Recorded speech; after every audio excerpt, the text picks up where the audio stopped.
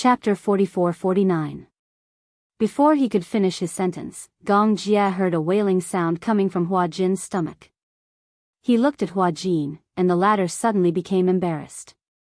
This, hungry? Yes. You haven't eaten well these few days, right?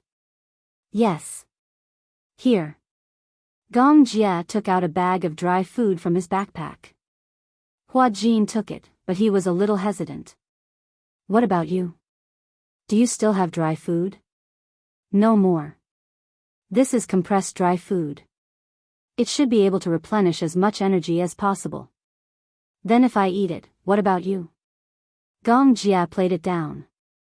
We'll take it one step at a time. I can hold on for a while, but if you can't hold on, I'll carry you and both of us will be finished. As he said that, he added, let's see if we can hunt some living creatures at night. Living creatures? Yes, for example, wild rabbits and wild deer. Roast them. Oh, you know how to hunt? Yes, this is the basic survival skill of the wild. Hua Jin followed Gong Jia's footsteps. He quietly ate the dry food, but his heart felt warm. Although Gong Jia didn't seem to be a very meticulous person, the more dangerous the situation was, the more his concern was the greatest encouragement and comfort to Hua Jin. At the same time, there was an indescribable sense of security. Although he was in a predicament, with his brother around, he had a feeling that no matter how great the danger was, it was nothing compared to his brother's presence. At night, Gong Jia found a mountain with a natural cave. The weather at night gradually turned cold. The wind was strong, and the cave was very warm. Hua Jin carried some firewood. Gong Jia used the flint that he carried with him to light the firewood and started a fire. Stay here and warm yourself. Don't walk around. I'll be back soon. Where are you going? Gong Jia said, to find something to eat. After saying that, he left the cave. Hua Jin obediently guarded the fire. Wrapped in his military coat, he gradually fell asleep. She woke up in a daze, but to her surprise, Gong Jia had already returned. At the same time, he smelled blood. Hua Jin curiously stood up and walked over, but Gong Jia heard his movements. He's awake? Yes. Hua Jin walked to his side and saw that he had caught a small deer. Where did this deer come from? Gong Jia said, this deer broke away from the herd. I saw her at the bottom of a hill. She seemed to have broken her leg. Ah, so pitiful. Well, if it wasn't for me, it might have been eaten clean by the wolves. When Hua Jin heard this, he didn't know whether to laugh or cry. Even if you brought it back, wouldn't it be eaten clean by you? Being eaten by me is better than being eaten by wild wolves. Wild wolves might leave behind bones. If it was eaten by you, it might not even have a complete corpse. Gong Jia looked at him unhappily.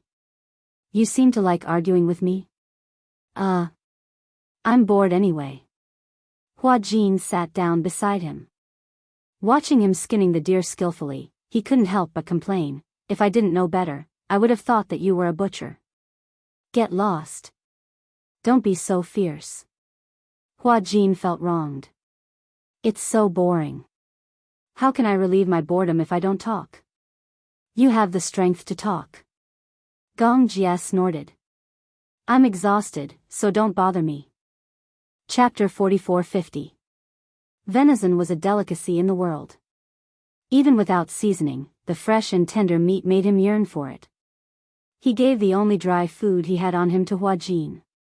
He was so hungry that his stomach was rumbling, and he still had to peel off the deer skin.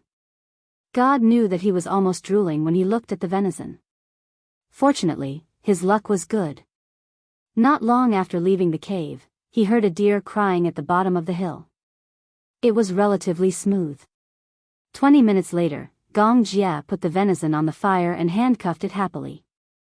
Zili, the meat was on fire and made a beautiful sound. Gulp. Gong Jia licked his lips and his eyes widened. Hua Jin looked at the venison skewers on the rack, constantly rotating and handcuffing them evenly. He actually started to crave for it. However, I heard that eating barbecue can easily cause cancer. Hua Jin suddenly came up with a philosophy of health. Gong Jie glanced at him meaningfully. You don't have to eat it. No, I want to eat it. Didn't you say that barbecue can cause cancer? It will be fatal if you don't eat it. Hua Jin spat out another golden sentence. Gong Jie couldn't help but be amused by him. At such a critical moment, this clown could actually make him laugh. However, this venison looks very small. Even if 2 people eat it, they shouldn't be able to finish it. Don't worry, I'm so hungry now that I can swallow a cow. Hua Jin said silently. Usually, people who say that seem to be too hungry, but if they really eat it, their combat strength is not good. Gong Jie glanced at him coldly. Was this guy a bar spirit? Why was he always arguing with him? Don't worry, my combat strength is stronger than yours. In short, when the time comes, the meat will be evenly divided into 2 portions. You eat 1 portion, and I'll eat the other. Okay, I want the leg and breast of the deer. What about me? The butt of the deer. Hua Jin, on purpose, he must be doing it on purpose. Gong Jie gestured with his eyes. Look at the butt of this deer. It looks very fat and tender. I don't want to eat the butt of the deer. If you don't want to eat it, then don't eat it. On what basis? Based on, this deer was brought back by me. Hua Jin was not convinced. You obviously stole it. What do you mean by steal? Isn't it considered stealing? You weren't the one who caught him. If you spout any more nonsense, I'll skin you and roast you. TSK, how could Hua Jin be threatened by him? He rolled his eyes. Perhaps, even he did not realize that he dared to roll his eyes at Gong Jie. Gong Jie pursed his lips and smiled, but he did not say anything. Instead, he continued to handcuff the venison leisurely. His technique was extremely skillful, and the handcuffs were very even. Hua Jin yawned. Half an hour later, the venison was finally cooked. Gong Jie took the venison and cut it into pieces with a dagger. Hua Jin picked up a piece and put it in his mouth. He tasted it. Oh, it's so light, but so tender. There's no seasoning, so of course it's light. Sigh, what a pity. If I sprinkled some cumin, it would be a delicacy in the world. At this juncture, he could not care so much.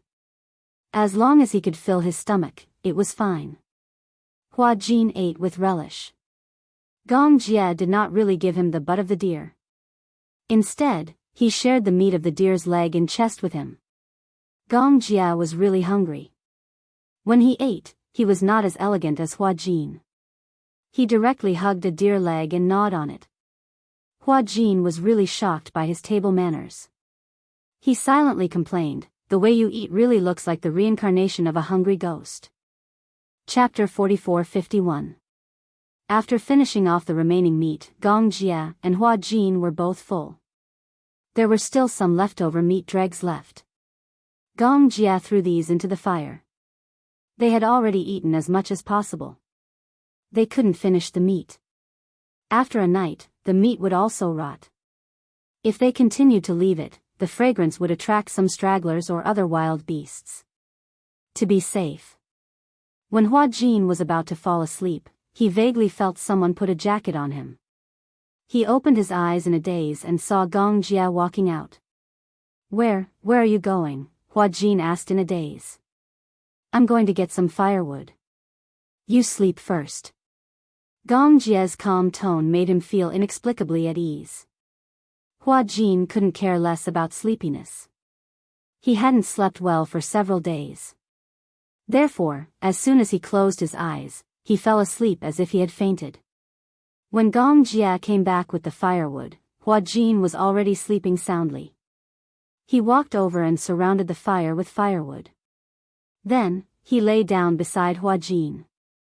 With a thud, Hua Jin's body tilted and his head rested on Gong Jie's shoulder.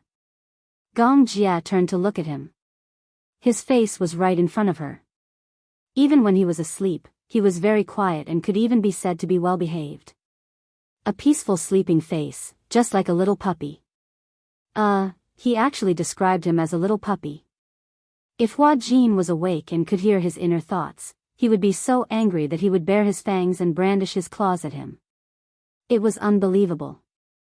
Gong Jia breathed a sigh of relief. He never thought that he would risk his life for someone other than Yun Shishir. When he found out that Hua Jin had been kidnapped, he was almost instinctively anxious. Even before this incident, Gong Jia didn't know that this guy had already occupied such a deep-rooted position in his heart. This was probably the most impulsive thing he had ever done in his entire life. He had staked everything on a single throw, putting himself in such a dangerous situation without considering the consequences. However, the moment he saw Hua Jin, all the anxious voices in his heart and mind calmed down. Gong Jia exhaled deeply and closed his eyes. The two of them snuggled up to each other and fell asleep. Outside the cave, the wind was biting cold. From time to time, wild wolves smelled the fragrance of the venison and came over. However, it was fearful of the blazing flames. It shrank back and let out an unwilling howl. Unknowingly, it was already dawn. In a daze, Hua Jin was awakened once by the wolf's howl at dawn. When he opened his eyes, he felt something heavy on his thigh. He lowered his head and saw that Gong Jia had fallen asleep on top of him. No wonder. In his dream, he dreamt that he was lifting weights and his thighs were extremely heavy. It turned out that this fellow was sleeping on his lap. It could be seen that he was really tired.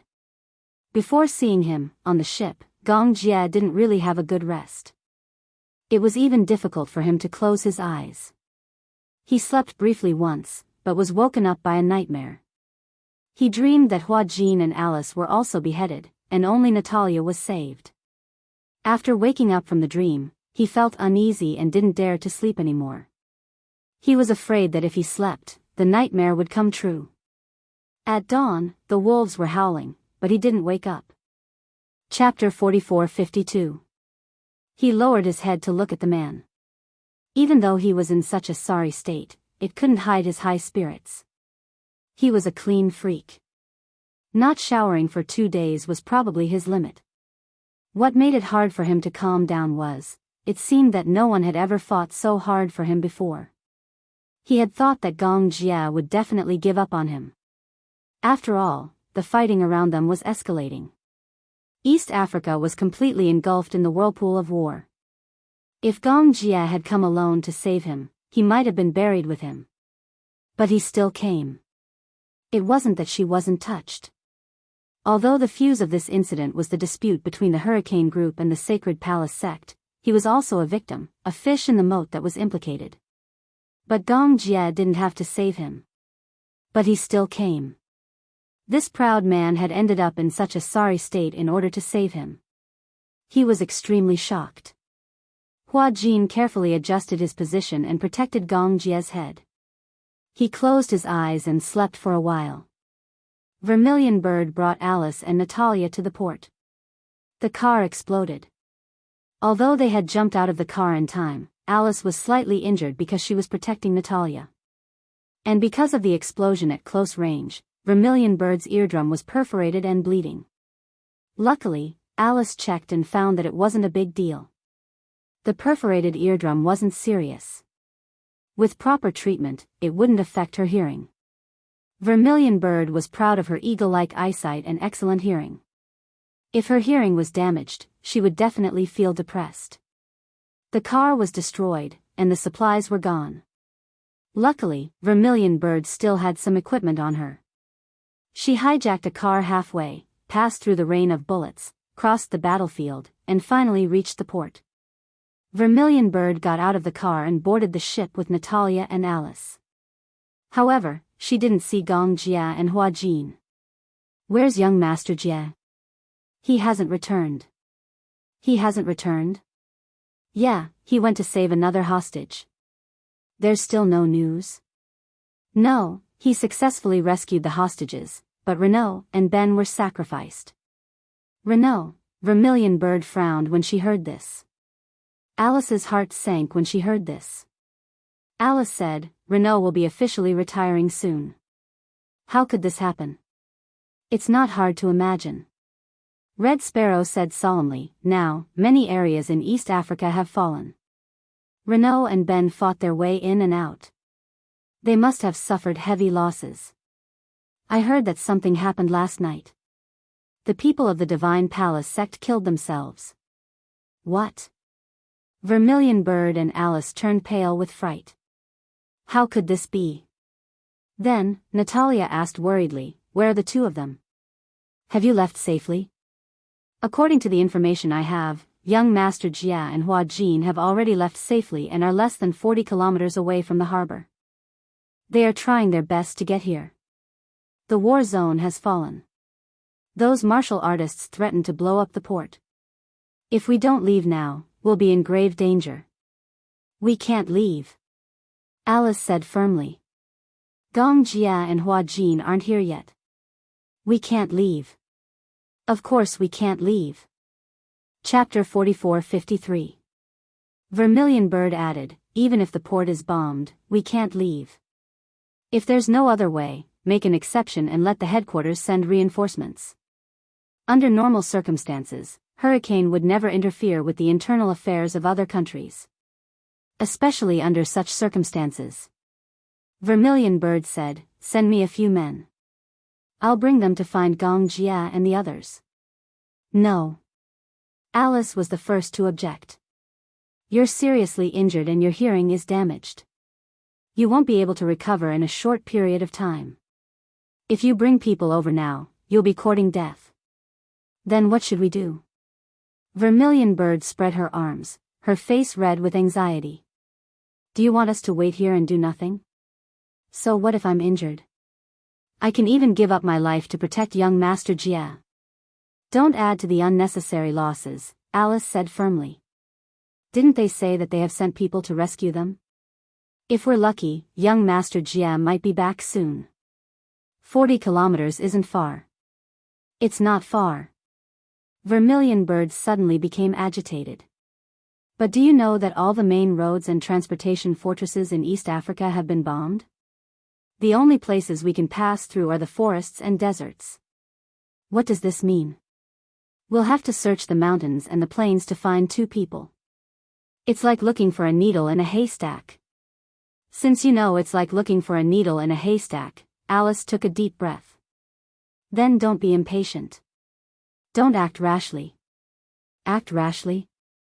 Vermilion Bird was agitated. Aren't you worried about young Master Jia? Alice's eyes flickered slightly. Vermilion Bird said, now that young Master Jia is in deep danger, you can still speak so casually about not acting rashly. Will it work if you go? Alice exhaled. On the contrary, I'm more worried about Gong Jia than you are. But, if you go there like this, will it definitely work? Why don't you wait a little longer? It won't be too late for you to go if there's really no news. Vermilion Bird bit her lip, her gaze cold. Officer Vermilion Bird, listen to Alice. Don't be so agitated. Young Master Jia also has the ability to protect himself. He also has outstanding experience. In a place like this, he definitely knows how to protect himself. Vermilion Bird was extremely angry. She walked to the railing and ruthlessly punched the railing. The sound of flesh hitting flesh was so clear. Vermilion Bird, I understand your feelings. Alice walked to her side with a complicated expression and gently patted her shoulder. I'm worried about Gong Jia, just like you. But look at how dangerous it was on our way here. You've lost so much of your stamina, and you're injured. If you go over, it'll be a meaningless sacrifice. Why don't you let someone else go? Besides, I've already said that I've already sent people to look for Gong Jia and Hua Jin. Don't worry. The Vermilion Bird lowered its head and closed its eyes, but did not speak. The bloodstains on her golden hair had already dried up. Together with her sweat, they stuck to her cheeks, making her look incomparably miserable. After a long while, she said gloomily, got it, so thirsty. Hua Jin followed behind Gong Jia without stopping for a moment. Besides the heat, there was also the physical exhaustion from the long journey. The water in his body was evaporating at an accelerated rate, and he wanted to drink water. However, the water stored in his bulletproof vest had already been emptied.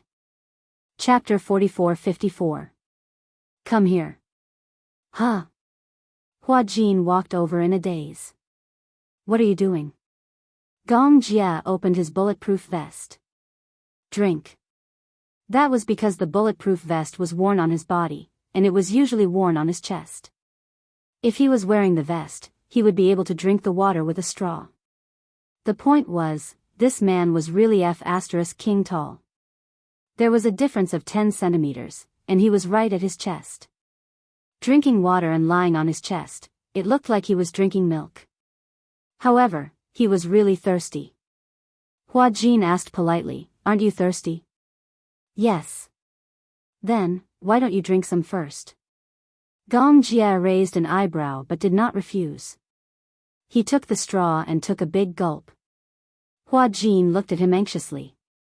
He felt that he was going to drain all the water in the bulletproof vest. "Leave some for me." Hua Jin was anxious. "I feel like I'm dying of thirst." Gong Jia passed the straw to him. Hua Jin walked over and tiptoed slightly. Just as he was about to suck on the straw, he suddenly remembered that Gong Jia had just drunk some water. The straw was stained with his. Was this considered kissing in disguise? Bah! Why did he think so much? Hua Jin closed his eyes and drank contentedly. After a few sips, the straw could not draw any more water. This guy, he wanted to drain all the water in one gulp. However, this gulp had somewhat alleviated the crisis. Hua Jin finally regained some energy. He looked around at the dense forest and felt a little hopeless. Is there a water source nearby? I'm looking for it. How? Hua Jin muttered, I don't have a map. I'm like a headless fly. Gong Jia suddenly stepped on the soil on the ground. Do you see the soil? Moist soil, ants, and earthworms. This means that there's a water source not far from here. Oh, that's amazing. Gong Jia continued, however, in some areas with high mineral content, perhaps the heavy metal content is too high. Drinking it directly is definitely not good for the body. Therefore, although this kind of water can be drunk directly, it must be precipitated and purified before drinking it. So, when you see a water source, draw the water into your bulletproof vest to purify it first. Don't drink it in a hurry, or you'll die. If you drink too much, you'll have diarrhea and become dehydrated. When it came to surviving in the wild, the worst thing was diarrhea, which would increase the loss of water content. The two of them walked one after the other. Sure enough, not long after, Hua Jin vaguely heard the sound of trickling water. I hear the sound of water. Hua Jin said excitedly, there should be water nearby. Yes. Hua Jin followed the direction of the sound of the water and walked in front. Gong Jia couldn't help but stop him. Slow down. What if you fall? Only then did Hua Jin slow down. After walking for a few dozen meters, they finally saw a small stream. Gong Jia walked down and first checked the water quality. It was actually drinkable. He cupped the stream water and took a sip. It was slightly sweet. Wow! It's delicious. It was even better than mineral water. Hua Jin directly buried his head in the water, opened his mouth wide, and drank to his heart's content. Gong Jia drank more elegantly. He cupped the water and drank it sip by sip. Even if he was at the end of his rope, he still maintained his elegant posture. Chapter 44:55. Hua Jin imitated his actions. He took out the water pipe and slowly pumped out the water. As more and more water was pumped out, Hua Jin gradually felt that the bulletproof vest was getting heavier and heavier. Wow! It's so heavy. Gong Jia said, later, be careful when you walk. Don't step on the trap. Along the way, Gong Jia found a few traps used to hunt rabbits and deer. They were probably set up here by the locals. However, this kind of trap was the most old-fashioned kind. Generally, the more advanced traps would catch the prey without causing too much damage. In this way, most of the prey caught would be alive and the meat would be fresh and tender. However, this kind of old-fashioned trap would have infinite strength once it caught something. It was extremely difficult to break free. The prey would die from excessive blood loss. When that happened, the blood would coagulate, and the freshness of the meat would be affected. Got it. Hua-Jin filled the bulletproof vest with water and screwed on the valve.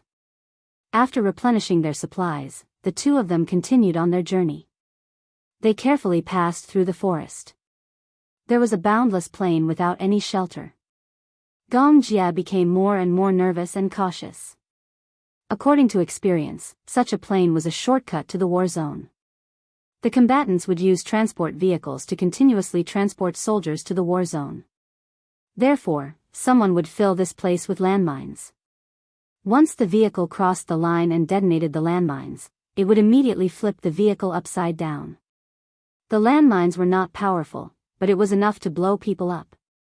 Gong Jia said, "When you walk, look under your feet. If the soil under your feet is sparse, it means that there may be landmines buried. Try to stay as far away as possible." When Hua-Jin heard this, he suddenly became nervous. "There's such a thing?" "Yes." Gong Jia pointed at a layer of overturned soil not far away and walked over. "Do you see this pit?" Hua-Jin walked over and saw Gong Jia pulling out a fuse from the pit. "This is a landmine that has been detonated. There are some bloodstains on the side. It seems that it has been stepped on. It's too scary." Hua-Jin was still scared. "I don't dare to walk." Gong Jia said, "Follow behind me." "All right." Hua-Jin stuck closely behind Gong Jia. Gong Jia said, "Do you have to stick so close? Didn't you tell me to stay close? But you don't have to stick to me, do you?" Hua-Jin took half a step back. "Anyway, be careful." Gong Jia held the Fama's rifle and looked through the 4x scope, but he didn't see anyone crouching. They weren't wearing government or anti-government uniforms. No matter which side they encountered, it was extremely dangerous. It was fine that the war hadn't completely broken out. Once it fully erupts, it doesn't matter if you're an armed person or a civilian, as long as you're not in the same team, you'll be shot to death. "Give me a weapon too." Gong Jia turned around and was a little surprised. "You know how to shoot?" "I've acted in war dramas before, so the crew organized systematic drills." Gong Jia casually handed over a Desert Eagle to him. Hua-Jin fumbled around, loaded it, and then pulled the trigger. But he didn't expect the trigger to be lighter than he imagined.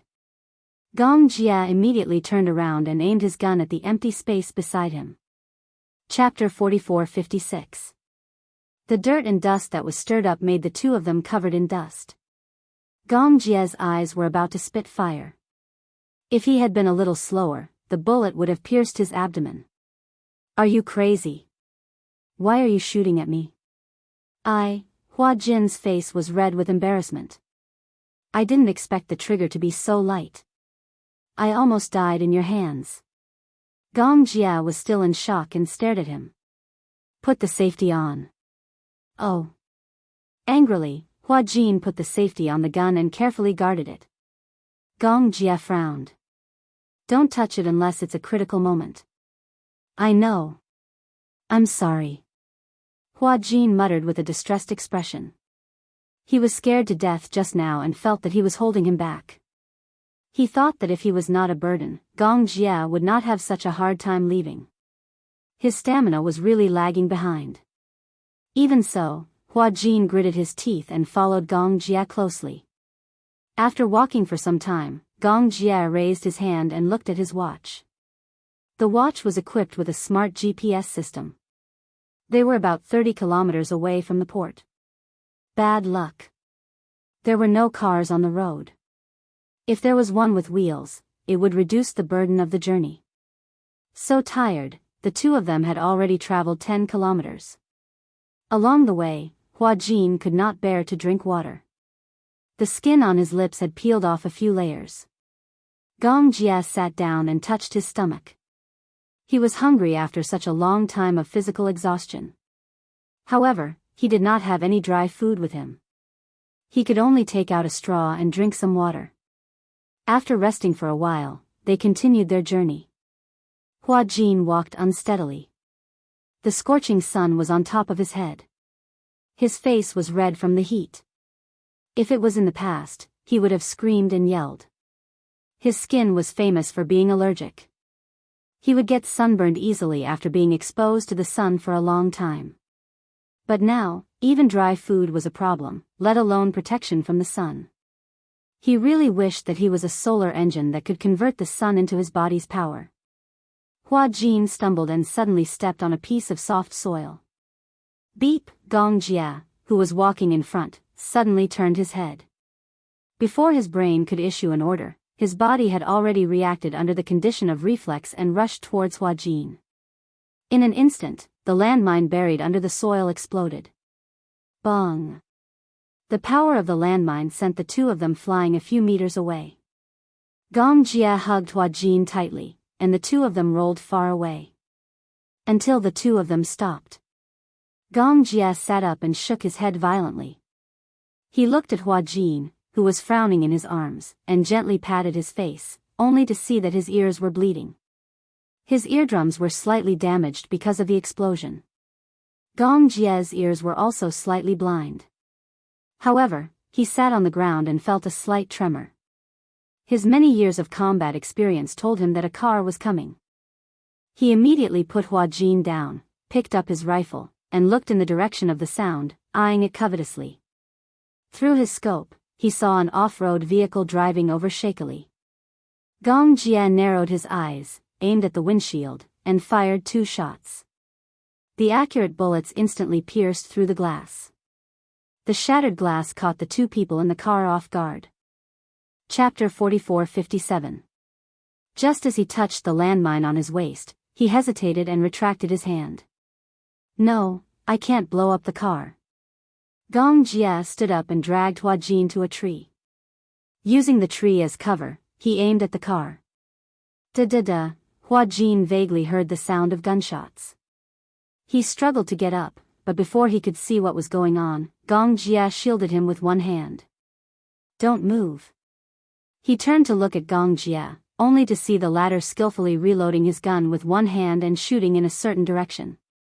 Hua Jin took out the binoculars on his bulletproof vest and saw a car parked not far away. 2 men in plain clothes with guns were shooting in Gong Jia's direction. They had obviously discovered Gong Jia and Hua Jin's hiding place. Bullets kept hitting the tree trunk. Hua Jin could not help but tremble with fear. He carefully hid himself behind the tree. He only had a pistol on him, so he could not help Gong Jia. The only thing he could do was to protect himself. The other party was especially cunning and knew how to use the car as a cover. Gong Jia was reluctant to hit the car. His original intention was to kill the 2 men and then take their car. After reloading 3 magazines, the gunshots finally stopped. Gong Jia shot the 2 men and stood up. First, he scanned the surroundings with the scope. When he confirmed that there was no one else, he said to Hua Jin, I'll go over and take a look. You stay here and watch for me. No, I'll go with you. Hua Jin stood up. He thought that although he could not help much, he might be able to take a bullet for Gong Jia when necessary. Gong Jia hesitated for a moment and finally nodded. Stay close. Okay. Gong Jia and Hua Jin walked to the side of the car. There were 2 men lying on the ground. They had been shot in the shoulder and had lost consciousness. When the powerful bullet pierced their shoulders, it also caused a lot of damage to their brains. Or, at such a time, they could only pretend to be unconscious to escape death. However, Gong Jia would not give them such a chance. On the battlefield, there were too many people who pretended to be corpses and shot people in the back. He did not want to be ambushed for no reason. Gong Jia took out a Colt and fired 2 more shots at the 2 unconscious men on the ground. The 2 men's bodies twitched and their legs straightened. Get in the car. Okay. Hua Jin nimbly got into the car. Just as Gong Jia started the engine, he saw through the rearview mirror that someone had suddenly popped out from behind the car.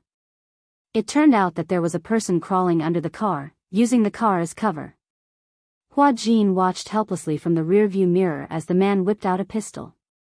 Be careful. Hua Jin immediately pressed Gong Jie's head and hid behind the seat. Da-da-da, the bullets hit the central control panel. Gong Jie immediately knew that there was someone behind the car.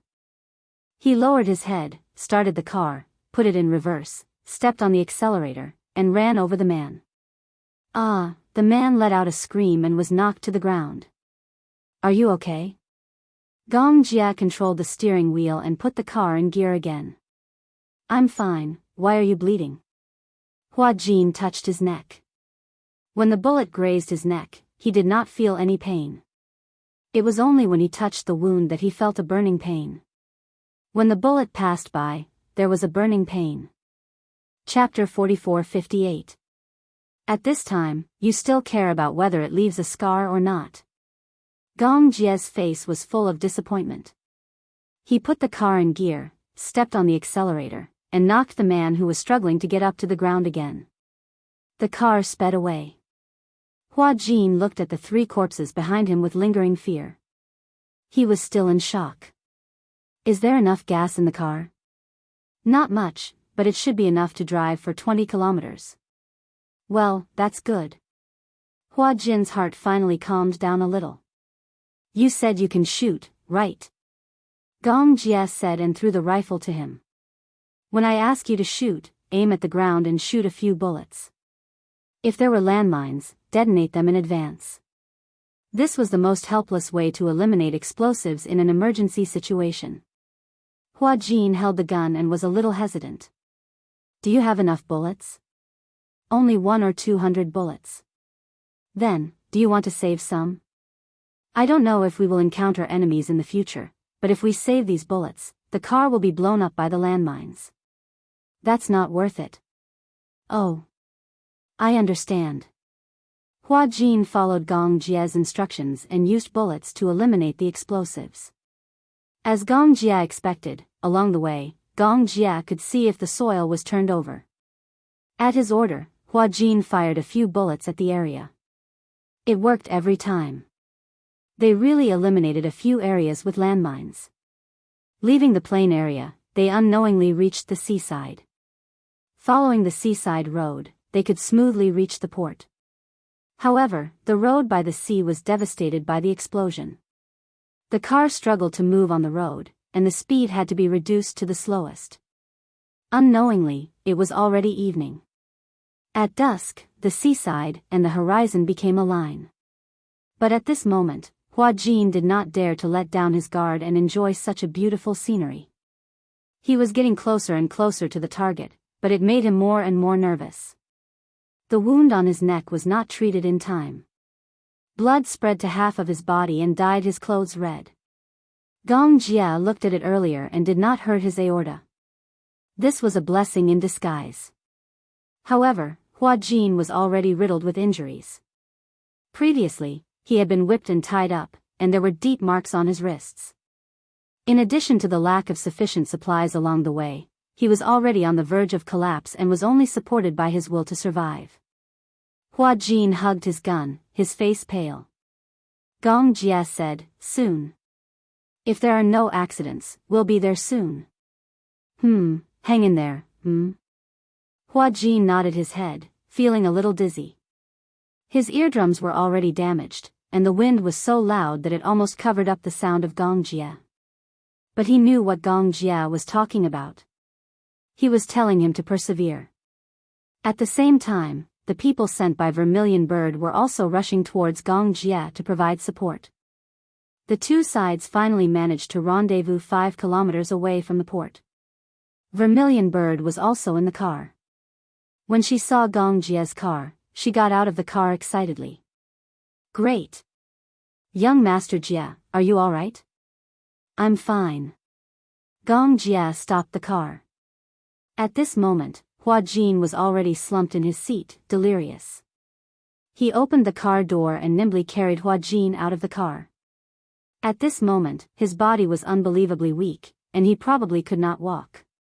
Vermilion Bird walked over and said, "Let me do it. I'll carry him into the car." Okay.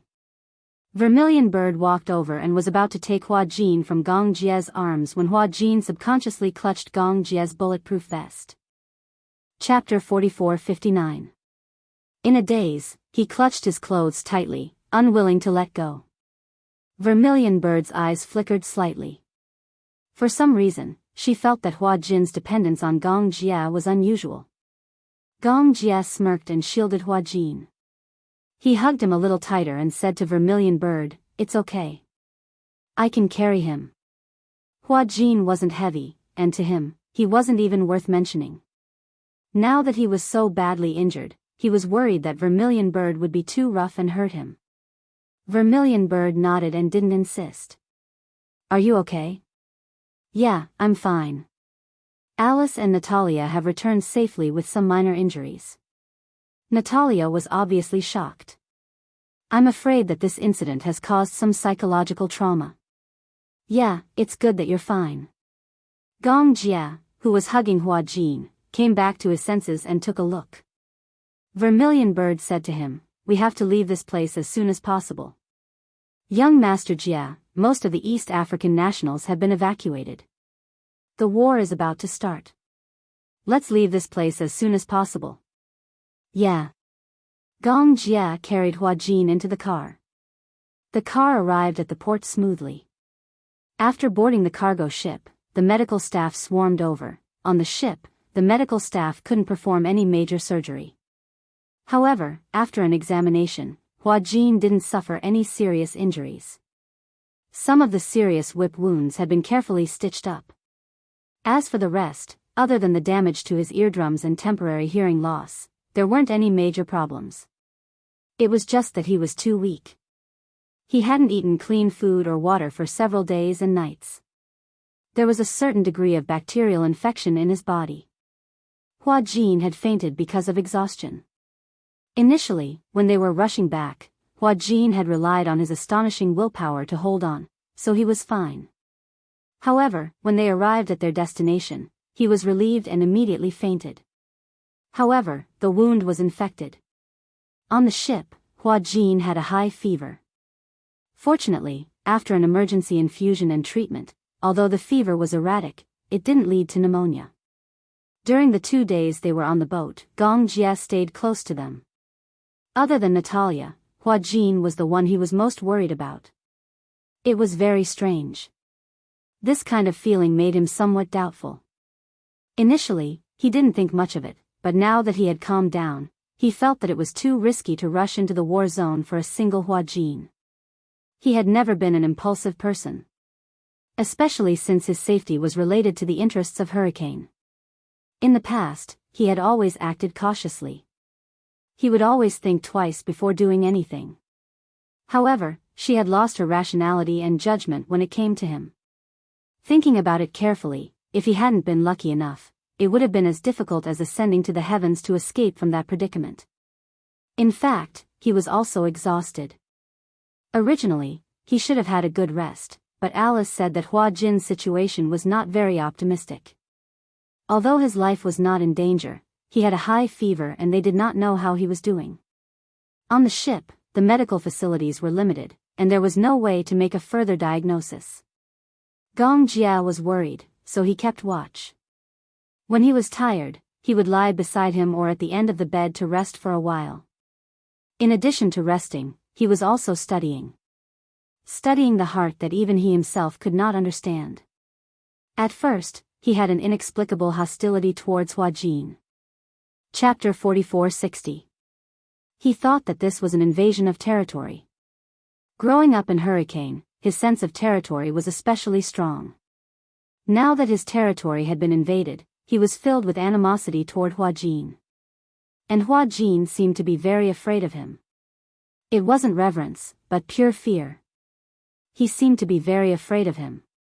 Perhaps it was because of his identity, or perhaps it was because of the murderous aura on his body. Gradually, he found another kind of pleasure in Hua Jin. In fact, his attitude toward him had evolved to the point where he was no longer so resistant and repulsive. However, for some reason, when he saw Hua Jin, he strangely wanted to tease him. He liked to see Hua Jin standing in front of him, at a loss. He was careful, as if he was afraid of angering him. The kind of fear that made him want to curl up in a corner. Until later, he actually enjoyed this kind of teasing and never got tired of it. It was a kind of passion that he had never felt even when facing a woman. Alice had once asked him indirectly if he liked men. Men? How was that possible? He didn't like men, but in terms of relationships, because he was busy with work, he was a blank. It wasn't that he wasn't interested in women, it was just that his interest was weak. He was a man with a strong desire to conquer. Other than his career, no one else could arouse his urge to conquer. Hua Jin seemed to be an exception. He was happy to conquer him. When Hua Jin woke up, it was already 5 days later. When he opened his eyes, he found himself in a very large room. The curtains were fluttering, and fresh air kept drifting in through the window. He moved his fingers. Other than his fingers, the rest of his body seemed to have stiffened. His entire body was like a broken stone. His head was heavy, and his body was light. He had no idea how long he had been lying there. In fact, he had been lying there for 5 days and 5 nights, relying on the infusion to maintain himself. After lying there for a long time, his limbs were so stiff that he couldn't feel them. Hua Jin tried to sit up. Suddenly, a voice came from beside him. "You're awake?" Ah, Hua Jin was so scared that he let out a short cry. He turned his head and saw Gong Jie sitting by the bed, looking at him with raised eyebrows. "You? Why are you here?" "I've been watching over you for 5 days, Gong Jie said with his legs crossed. "If you didn't wake up, I thought you were going to die. Is that how you talk to an injured person?" Hua Jin muttered, "Have I been lying down for 5 days? Yes, even when you were unconscious for 2 days and 7 days on the ship, I was already prepared for you to become a vegetable." Hua Jin didn't know whether to laugh or cry. "Wait a minute, you've been guarding me for 5 days? He could not help but express his doubt. The young master of the Gong family had actually waited for him for 5 days. "For 2 days on the boat, I've been guarding you for 7 days. Hua Jin was even more suspicious. Why couldn't he believe that Gong Jie had such patience? Gong Jie gave him a sidelong glance. "What's wrong?" "Nothing. I'm just hungry, I'll ask someone to prepare the meal." The Gong Jie rang a bell. Not long after, a servant came up with a nutritious meal. There was nutritious porridge, oatmeal, and some steamed vegetables. Most of them were still liquid food. This is so plain. If you eat something too stimulating, your stomach will collapse. In that case. All right. Hua Jin raised his trembling hand but realized that he couldn't even hold the spoon. He was exhausted. He looked at Gong Jie anxiously. Chapter 44-61. Oh. Gong Jie took the spoon away and pushed the bowl of porridge in front of him. "Ah. Lick it." "Lick? Have you ever seen a puppy lick water?" Gong Jie held his chin elegantly. "The porridge is not hot. It's okay to lick it." Hua Jin snorted and lowered his head, intending to lick and drink it. He was really hungry. When Gong Jie saw this, he immediately took the bowl away. Hua Jin was unhappy. "What? Stop fooling around. I'm really hungry." Gong Jie held the bowl of porridge and stirred it with the spoon. "Beg me, I'll feed you." "Pervert." Hua Jin took a deep breath and smiled hypocritically. "I beg you. I can't feel your sincerity." "Boss." Hua Jin continued to show a charming smile. "I beg you, feed me." Because of his charming smile, even Gong Jie couldn't help but fall into a trance. After being stunned for half a second, he pursed his thin lips and scooped a spoonful of porridge to his mouth. Hua Jin took a bite and let out an "ah." "It's so sweet." The porridge was actually sweet. In the past, he was famous for being a salty person. He always thought that porridge was either tasteless or salty. This was the first time he tasted sweet porridge. It was as if coconut milk was mixed in. It was very delicious. It's delicious. Eat more if it's delicious. Hua Jin was touched. Since he was young, it seemed that there were very few people who served him porridge, especially a young master like Gong Jie. It was a rare opportunity to be served by him. It was an honor. I didn't expect sweet porridge to be so delicious. Do you want to try it too? Under his encouragement, Gong Jie also took a sip. He raised his eyebrows but didn't say anything. However, it was delicious. Isn't it sweet? After drinking a few mouthfuls of porridge, his empty stomach finally eased a little. Gong Jie fed him very slowly. After all, for someone like him who had not eaten for a long time, his stomach was already very sensitive and weak, so he had to drink more slowly. Hua Jin looked at the way Gong Jie fed him seriously, and his heart was indescribably moved. Hua Jin lowered his head. Thank you. Thank you? Gong Jie looked at him. What are you thanking me for? Thank you for taking care of me these past few days, and you risked your life to save me. If not for him, he would have been burned alive by those bastards. Thank you. Gong Jie's lips curled into a smile with a hint of displeasure. How are you going to thank me? He had intended to thank him, but he did not expect Gong Jie to ask such a question. How should I thank him? Just these 2 words? Gong Jie was obviously skeptical about his so-called gratitude. Hua Jin also felt that he approved of it. Gong Jie seemed to be unable to express his sincerity with just the 2 words, thank you, for taking care of him. However, how should he thank him? Gong Jie came from a privileged background. As the chief commander of the Hurricane Group, he seemed to have nothing to worry about. Perhaps in his eyes, the gratitude that he could give him was not even worth mentioning. How do you want me to thank you? He might as well let him make a request. Gong Jie dismissed it with a smile. That depends on how sincere you are. Otherwise, Hua Jin made a decision that he regretted very much. How about I give myself to you?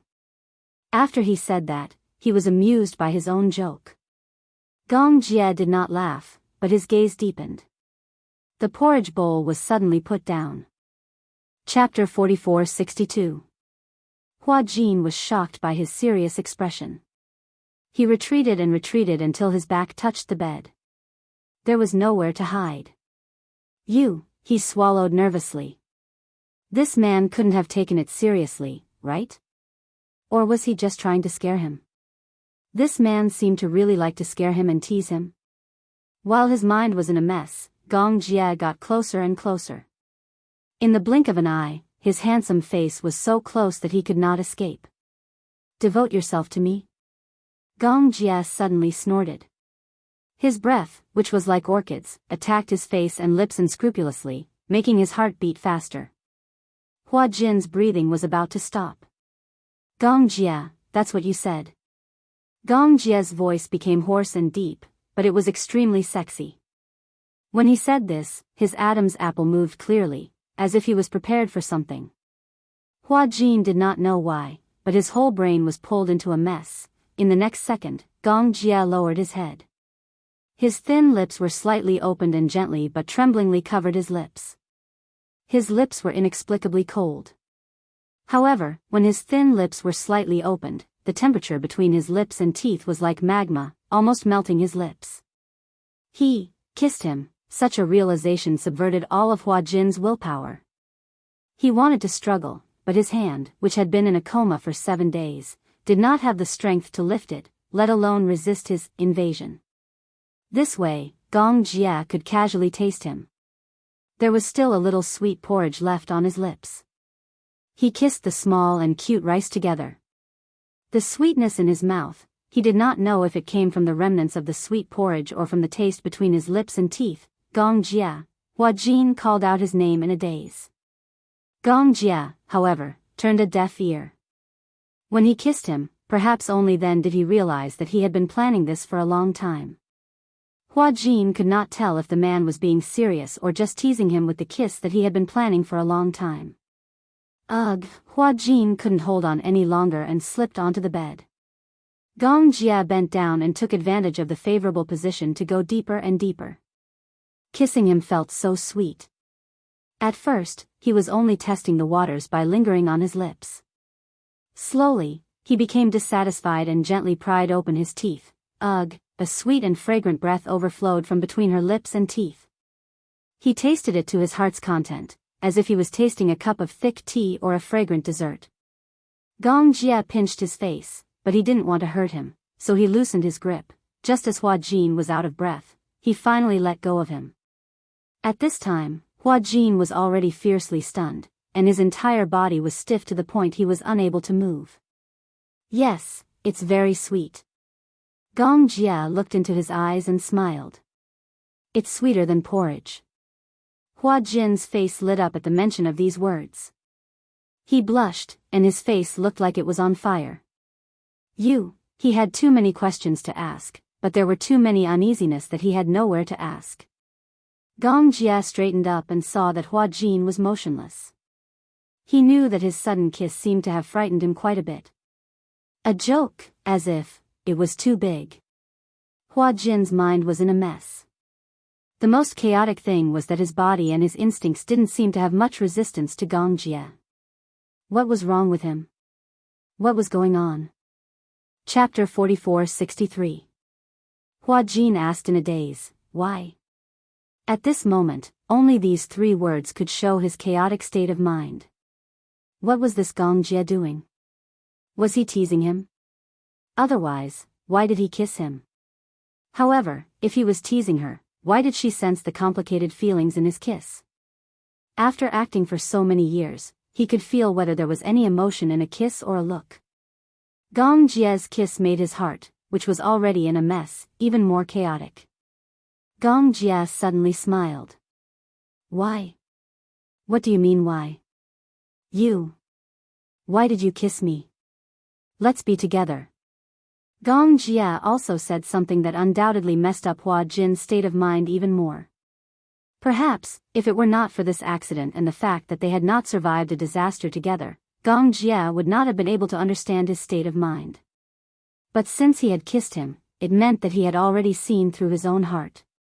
Since he had seen through it, given Gong Jia's straightforward and domineering character, he would openly express his feelings. He hated it the most when he obviously liked someone and had feelings for him, but was still hesitant. This wasn't his style of doing things. Hua Jin choked. He didn't expect Gong Jia to make such a request. Be together? Hua Jin deliberately changed the topic. Aren't we together now? Gong Jia said, don't play dumb. Hua Jin was speechless. Hua Jin's skills were nothing in Gong Jia's eyes. Changing the topic? Gong Jia naturally wouldn't give him such a chance. I'll give you time to think about it. Gong Jia sat on the side of the bed with his arms crossed. Rather than saying that he was giving him time to think about it, it was better to say that he was forcing him to give in. It was domineering and domineering. This was Gong Jia. Hua Jin lowered his head. His thoughts were still in a mess.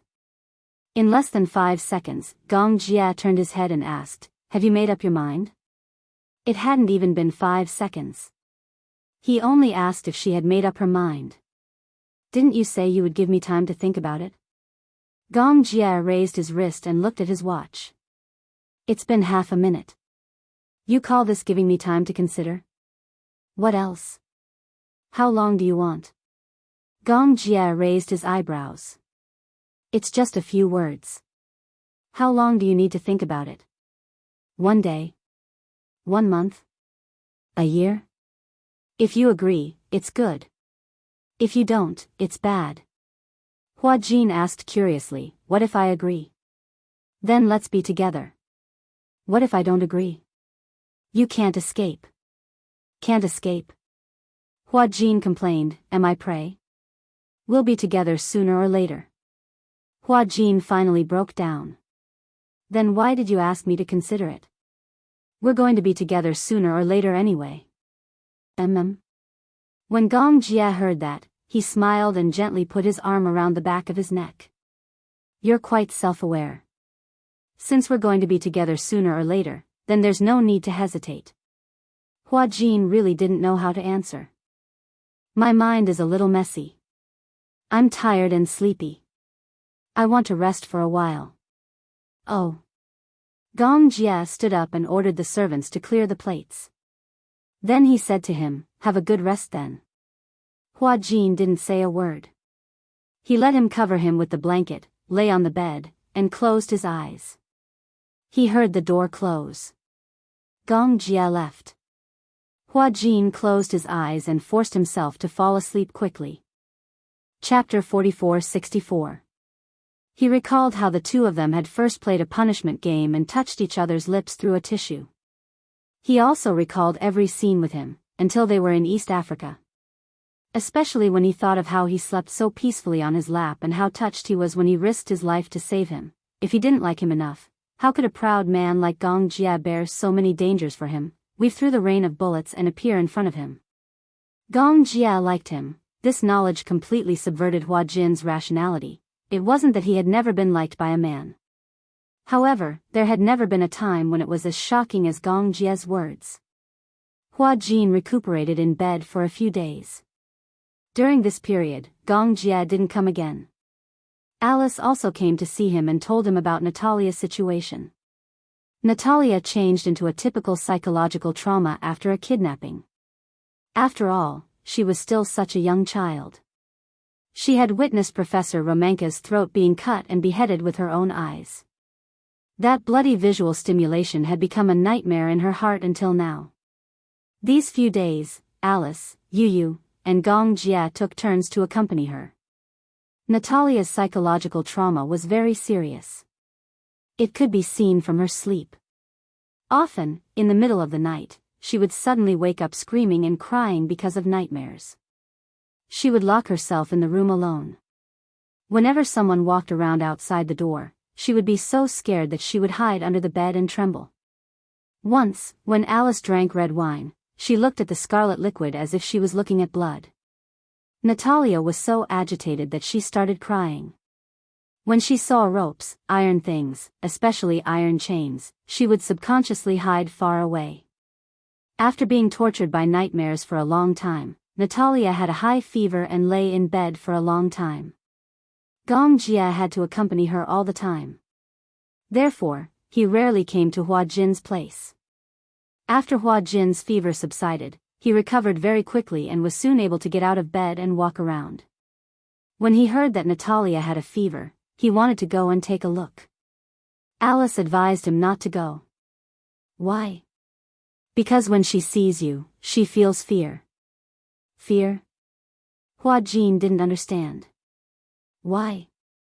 I don't visit Natalia much anymore. Because you, me, and her are all victims of hijacking. When she sees you, she will think of the time when she was kidnapped and the torture and fright she had to endure. Moreover, she's currently running a high fever and is unconscious. If you go, she might hallucinate that she's still in the Divine Hall sect and hasn't been rescued yet. When she was kidnapped, Natalia had been too desperate. She was so desperate that she felt that they were done for. Even after they returned to Dark Wind Island, Natalia continued to ask Alice if she was dreaming, if she hadn't woken up yet. If she had woken up, would they still be in the hands of the believers of the Temple of Light? Would they still be in that dark, damp, and devoid of freedom in that abandoned basement? Every time this happened, Alice would feel very anxious. Gong Jia is with her now. You don't have to worry too much. He will take good care of her. Alice paused for a moment before saying, Shao Jia has changed a lot. He actually knows how to take care of people. When Hua Jin heard the name Gong Jia, his eyes flashed slightly. Chapter 44-65. Alice was an astute person. When she saw Hua Jin's strange expression, she quickly detected it. What's wrong? Why did your expression change when Gong Jia was mentioned? Hua Jin touched his face. Did I? Yes. Could it be that Gong Jia had mentioned that matter to her? Hua Jin asked indirectly, did Gong Jia say anything to you? Oh. Alice's interest was piqued. Do you think he would say anything to me?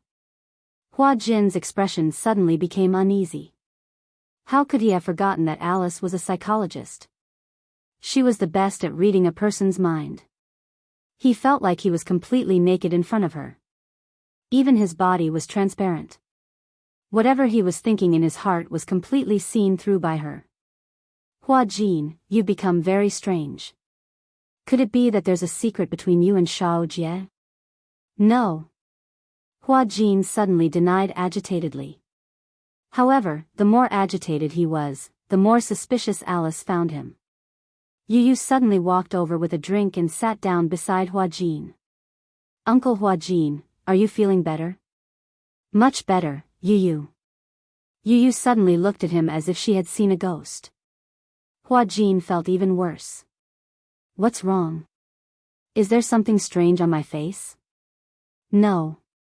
It's just, why is your face so red? Hua Jin was speechless. Alice muttered, if there's something on your mind, just say it. You can't hide your thoughts at all. Everything is written on your face. Something must have happened between you and Shao Jie. Otherwise, you wouldn't be like this. I think Shao Jie has been acting strange recently. Yu Yu looked at Hua Jin and then at Alice. She lowered her head and obediently sucked on the cola through the straw. Hua Jin finally couldn't take it anymore. He finished the red wine in his glass in one gulp and looked at Alice with a flushed face. Alice held the wine glass. She was so frightened by his serious expression that she didn't dare to move. Let me ask you. Please go ahead. Gong Jia, his sexual orientation, pfft. Yu Yu couldn't hold it in and spat it all over his face. Hua Jin closed his eyes from the spray, and his face was covered in coke.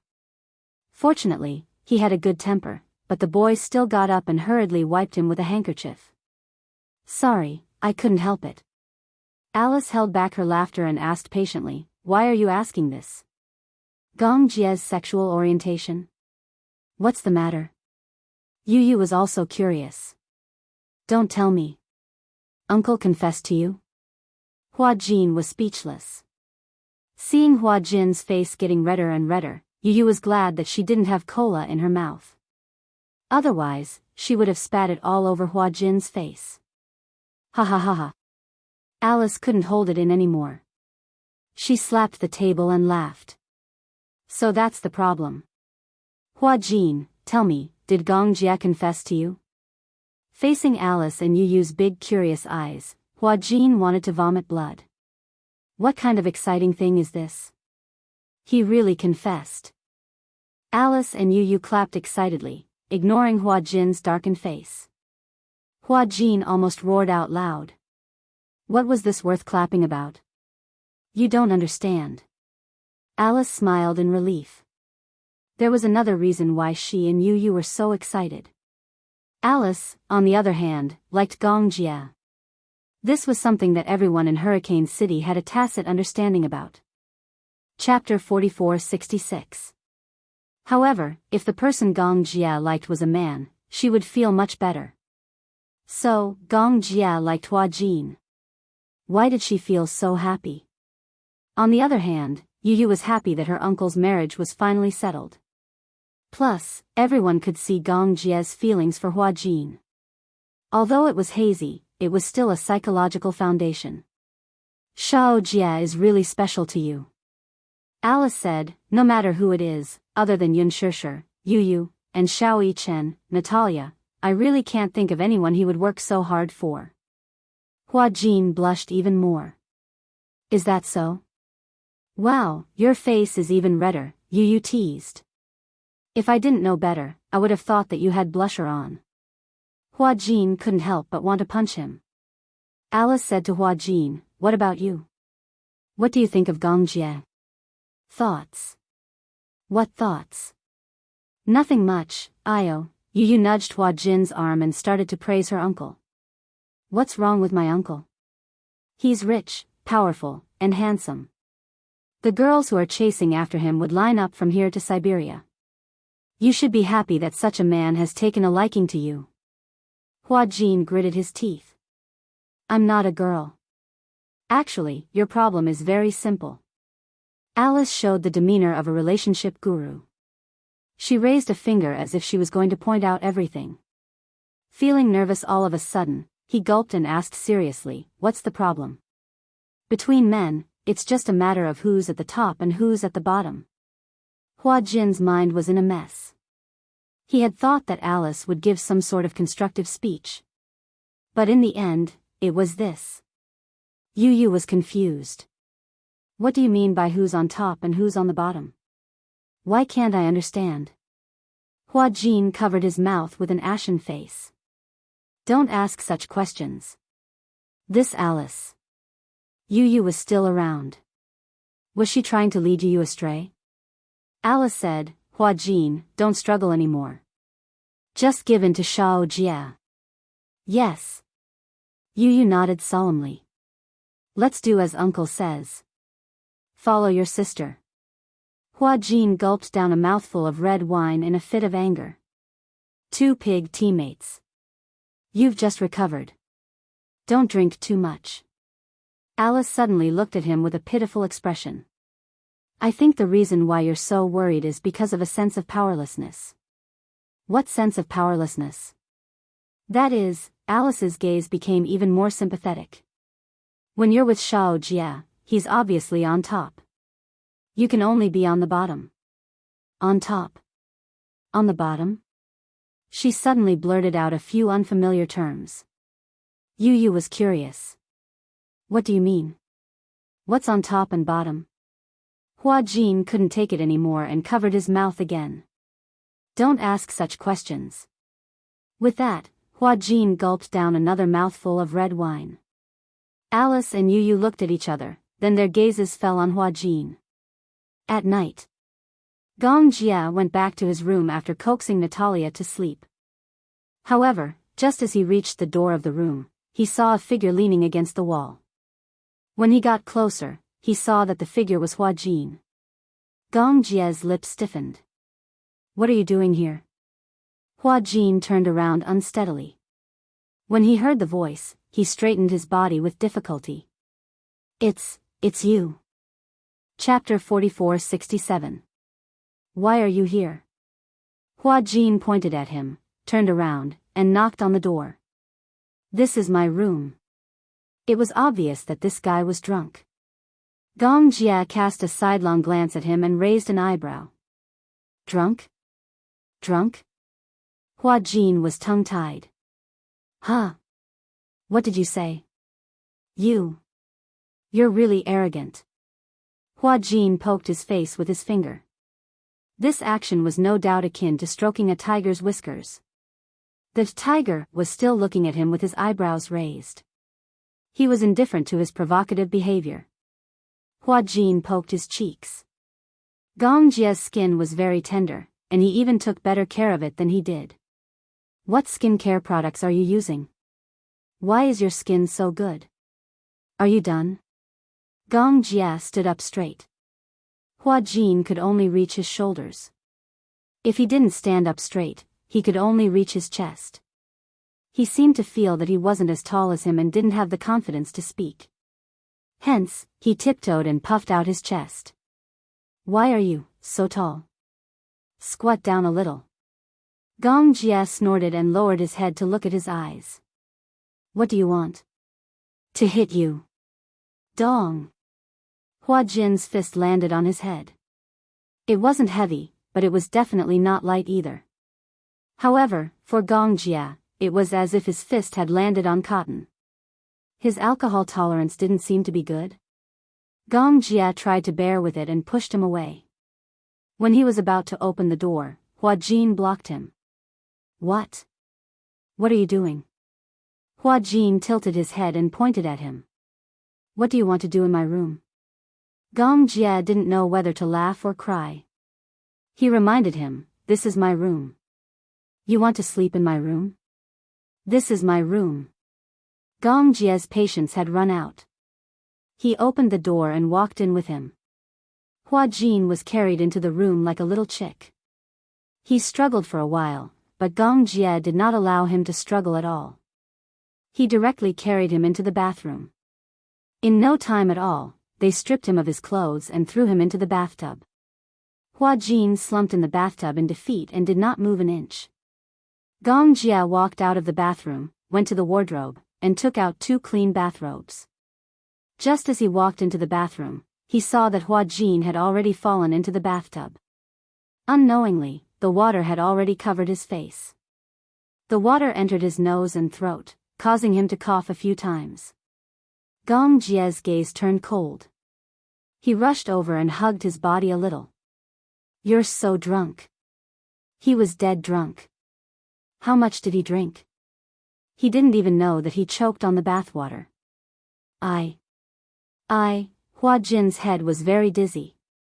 After saying I for a long time, his head leaned on Gong Jia's shoulder with a thud, and he stopped moving.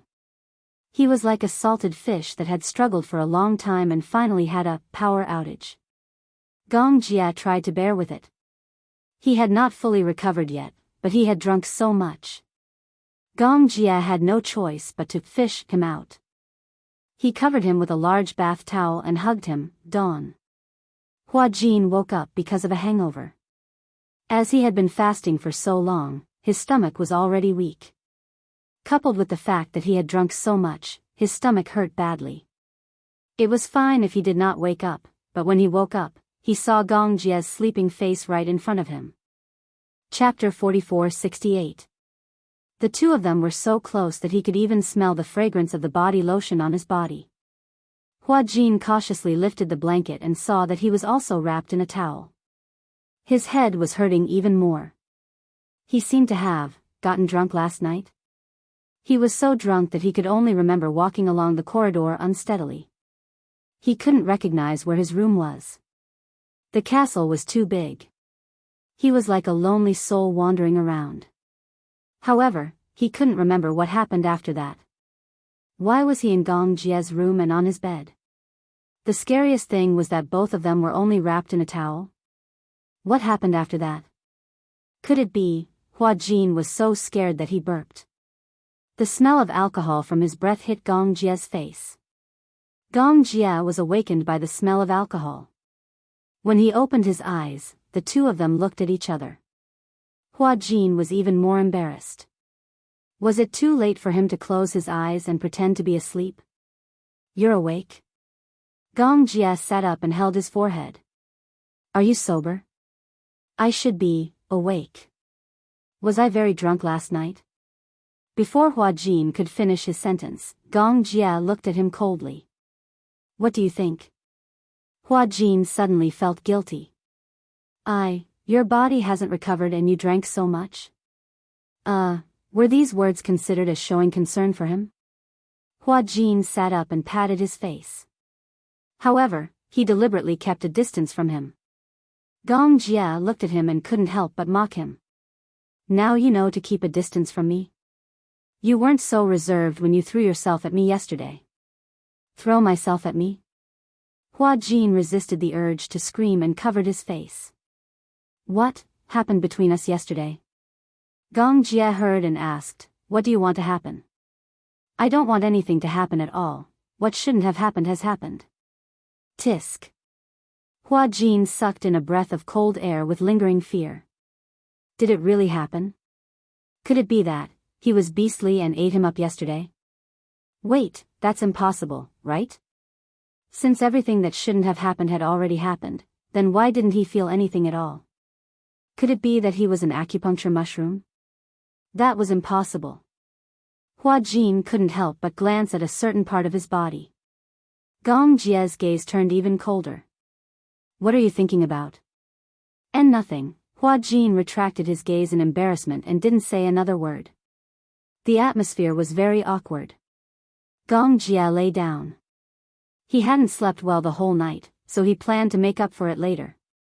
This time, Hua Jin was even more embarrassed. I didn't do anything." Gong Jia interrupted him. I didn't say that." Hua Jin asked in a roundabout manner, "Did I say anything nonsense yesterday?" "Yes, but I don't understand." "For example?" "You said that you want to be on top." Hua Jin almost vomited blood on the blanket. He wanted to scream. It was indeed true that drinking would spoil things. Did he really say that? What do you mean by on top and on top? It was fine if Hua Jin didn't mention it. Now that he did, Gong Jia was very curious about the meaning of on top and on top. Hua Jin was trembling. He wished that he had a tool that could turn back time. He only hoped that none of this had happened. However, didn't he know the meaning of on top and on top? Chapter 44-69. Didn't he like men? In that case, he should know the meaning of these two words. Seeing that Hua Jin was silent, Gong Jia asked again, "You said that you want to be on top. What do you mean by that?" Hua Jin's face turned red. It was better not to explain this question. "I'm talking nonsense. Just forget about it." Hua Jin deliberately changed the topic. "Gong Jia, what? Do you have some hidden illness that you can't talk about?" The two of them were lying on the same bed, but nothing happened. Moreover, from what Yu and Alice had said, Gong Jia didn't have any women or men around him for so many years. Could it be that there was some problem in that area? Hua Jin's back was facing Gong Jia, so he didn't realize that Gong Jia had suddenly stretched out an arm and grabbed his waist. The next second, Hua Jin felt his body bouncing on the bed. Then, Gong Jia pressed him under his body and looked at him meaningfully. "Are you doubting my ability?" Gong Jia sneered and said, "It seems that you were hoping for something to happen last night." No. Were you hoping that I would do something to you?" Hua Jin was so angry that his face turned red. "No. I was just concerned." "Concerned? Alice said that you didn't have any women or men around you for so many years. Therefore, any normal person would be concerned about whether you have some problem in that area." "Concerned? In what capacity are you concerned about me?" Gong Jia was interested. Hua Jin was even more embarrassed. Gong Jia's smile was devilishly charming. "Whether I have any problem, do you want to verify it yourself?" As he said that, his handsome face got closer and closer. That deep gaze seemed to suck his soul into the abyss. Verify it himself? There's no need for that, right?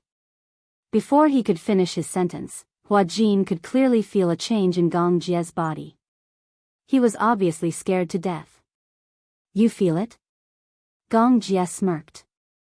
"So you like the strong one? Don't like abstinence? Do you have a masochistic physique?" "I like to be abused." "You're the masochist." "Sorry, I'm a recognized S-type." Gong Jia leaned close to his ear and whispered, "I'm the only one who bullies others. No one has ever dared to bully me." "You. Get up. I'm going back to my room." "If I let you go like this, wouldn't it be even more obvious that there's something wrong with me?" Men hated it the most when others questioned this aspect of the issue. Gong Jia felt that it was time to let Hua Jin personally test what kind of problem he had in bed. "Gong Jia." Hua Jin suddenly called his name. Gong Jia was stunned. "What is it?" I want to ask you." Hua Jin mustered up his courage. "What you said to me last time, were you serious or just teasing me?" "What did I say?" "You said that when we're together." Hua Jin clenched his fists. "Are you serious?" Gong Jia smiled. "It seems that my attitude wasn't clear enough." "What?" Before Hua Jin could question him, Gong Jia suddenly lowered his head and kissed him gently on the lips. Hua Jin's body stiffened and he didn't dare to move. Chapter 44-70. What surprised Hua Jin was not his kiss. It was Gong Jia's kiss that his body instinctively welcomed. Why did it turn out this way? Why did he indulge himself so much and fall into his precious tenderness? Hua Jin closed his eyes helplessly. For a moment, he could not figure out his wavering heart. Gong Jia was a man. He was also a man. In this world, it was not unusual for men and women to fall in love with each other. Now that society was more open, some people were born to like the same sex. This was innate. However, it was obvious that he and Gong Jia were not born to like men. If they really liked men, they would not have feelings for women. Could it be that they were bisexual? Hua Jin's mind was blank, so much so that he did not notice when Gong Jia left his lips. When he finally regained his senses from the kiss, Gong Jia could not help bursting into laughter when he saw the confused look on his nephew's face. Why do you have such an expression? What expression? Facing death with equanimity, a heroic sacrifice. Hua Jin rubbed his face with his hands and simply covered his face. Ugh, how embarrassing. When Gong Jia saw this, he laughed and reached out to push his hands away, forcing him to look at him. Hua Jin, listen to me, I'll tell you. Gong Jia exhaled softly and said to him, it's not because you're a man that I like you. It's because you're Hua Jin that I want you. Like men? Like women? Why should I suppress my feelings because of my gender? So what if the person I like is a man? Some people think that this is a very disgusting thing. Gong Jia sneered. Why should I care about other people's opinions? What does other people think of me have to do with me? His arrogant tone was simply insufferably arrogant. Such boldness was worthy of the name Gong Jia. Hua Jin stared at him, unable to regain his senses for a long time. It's not because you're a man that I like you. It's because you're Hua Jin that I want you. For the whole day, Hua Jin sat on the edge of the beach and stared blankly at the waves washing the beach. Yu walked over to him with 2 iced coconuts and handed one to him. Here. Iced coconut. Thank you. Hua Jin took the coconut and bit it. However, his eyes were still lifeless as he looked in a certain direction. Yu waved her hand in front of his eyes, but there was no reaction. Gong Jia's words kept replaying in his mind and his heart was greatly shaken. Arrogant, domineering, insufferably arrogant.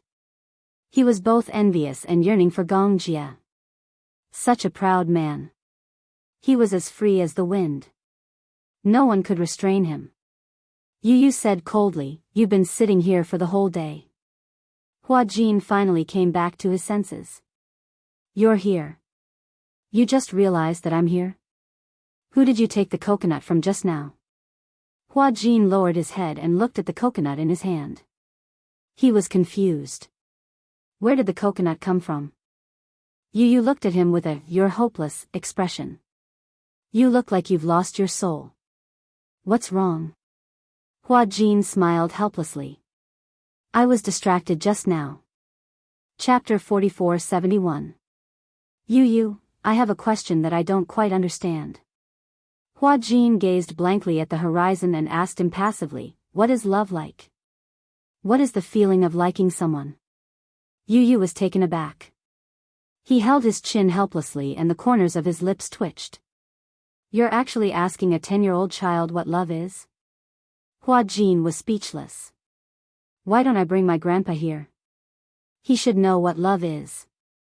I heard that he and grandma are very much in love.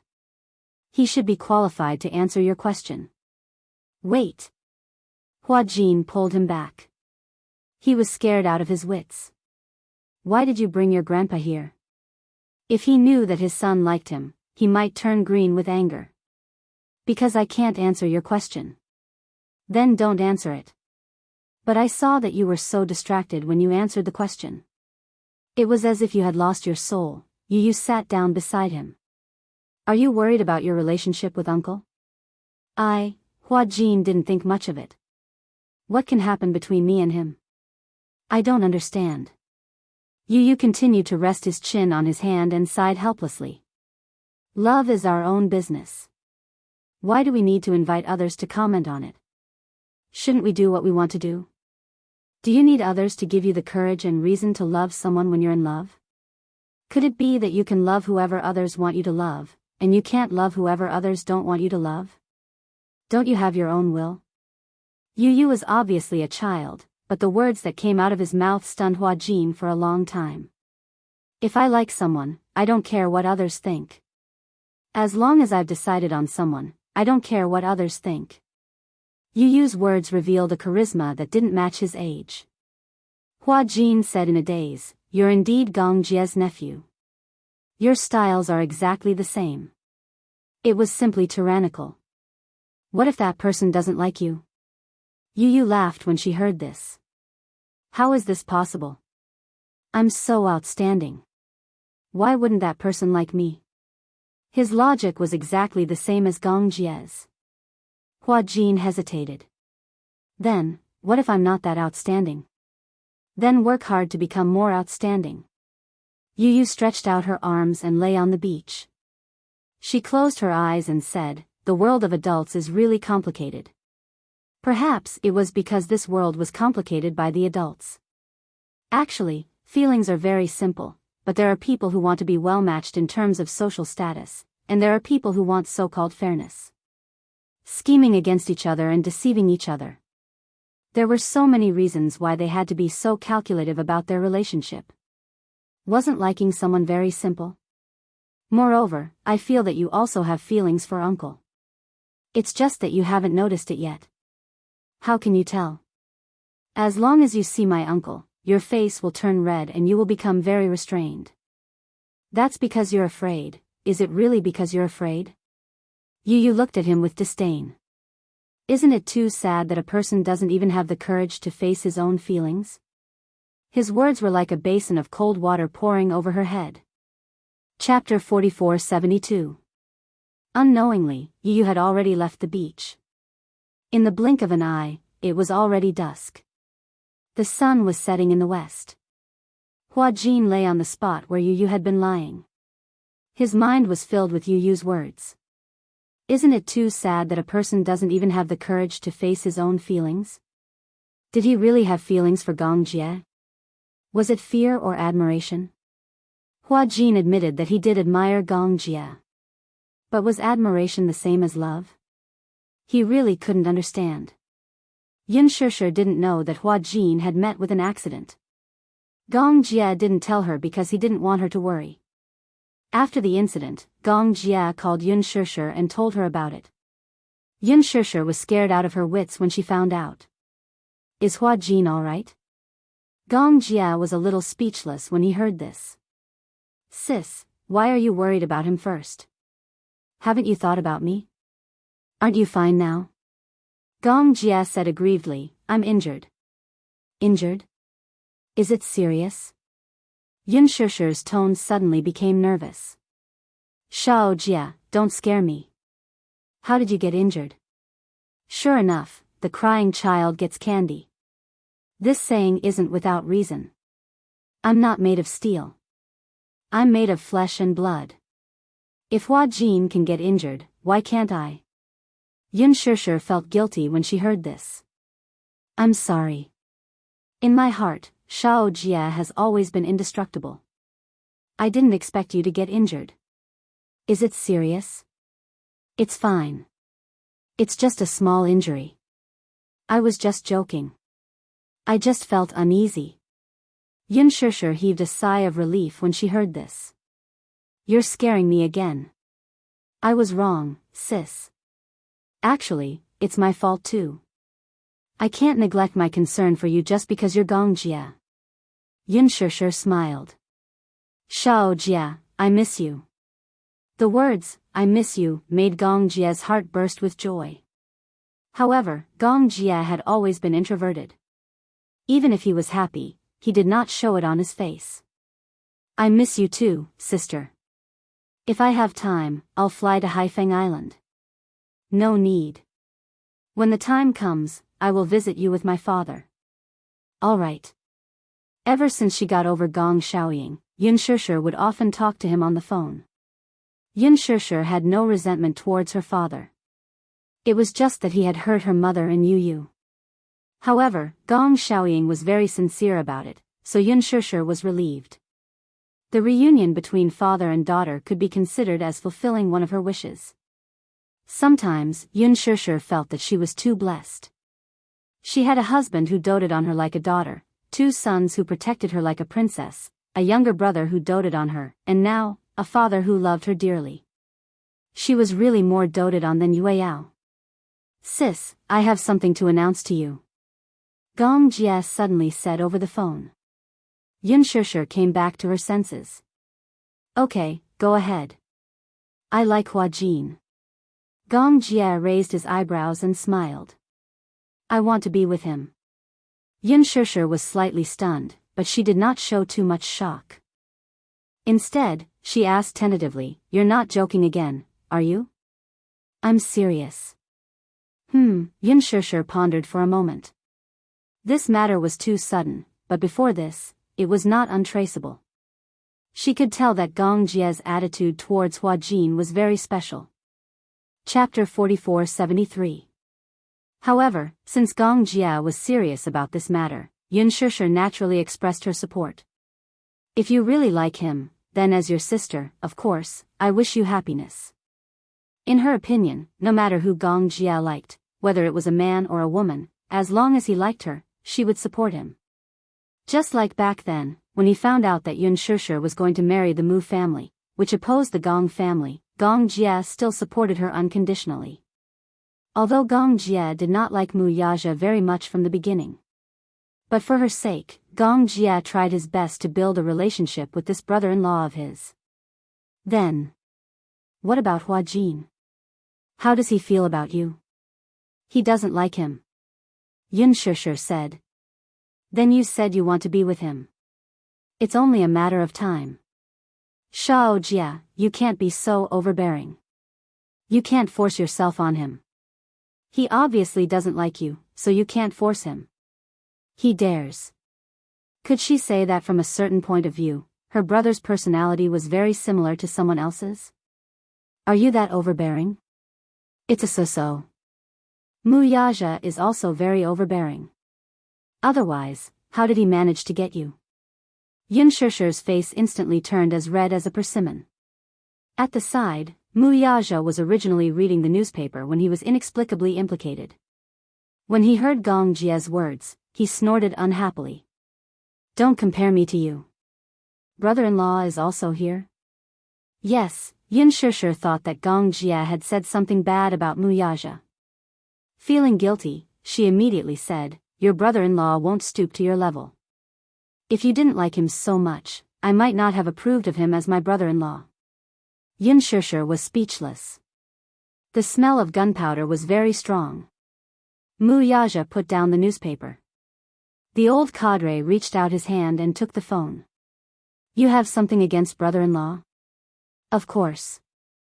How are you worthy of my sister? How am I not worthy? I won't lower myself to your level. Gong Jie glanced at him haughtily before asking nonchalantly, Speaking of which, what tricks did you use to trick my sister into joining you? Mu Yaja raised his eyebrows. Why? Do you want to learn from me? His goal had been seen through. Gong Jie cleared his throat awkwardly, but he still showed a look of disapproval. It's definitely not some honorable method. It doesn't matter whether it's open or not. What's important is that your sister is now my wife. Gong Jie was speechless again. Yun Shishir watched coldly from the side. Although he knew that Gong Jie and Mu Yaja seemed to be getting along well on the surface, but in fact, they were secretly opposing each other. However, there was no need for them to be so hostile towards each other. The way they communicated with each other was more crude than the last. Since you're so humble, I'll teach you. Gong Jie actually listened to her seriously. Push him down. If once isn't enough, then do it twice.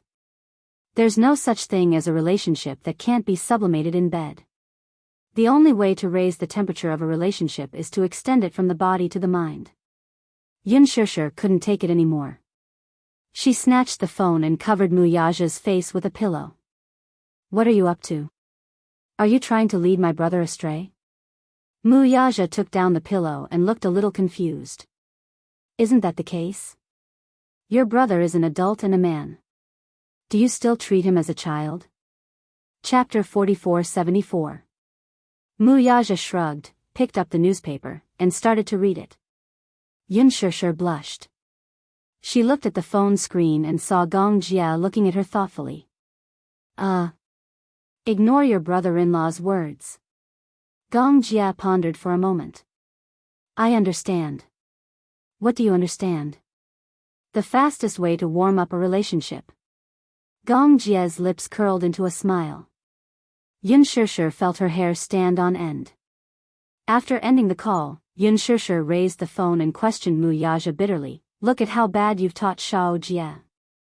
Mu Yaja was unmoved. He turned his head and pretended to be dead. "Don't think that it'll be fine if you just pretend to be dead." Yun Shishir put down the phone and picked up a cushion to hit him. "How can you say such shameless things?" Mu Yaja put down the newspaper and snatched the cushion from Yun Shishir's hands. He flipped over and easily pinned her down on the sofa.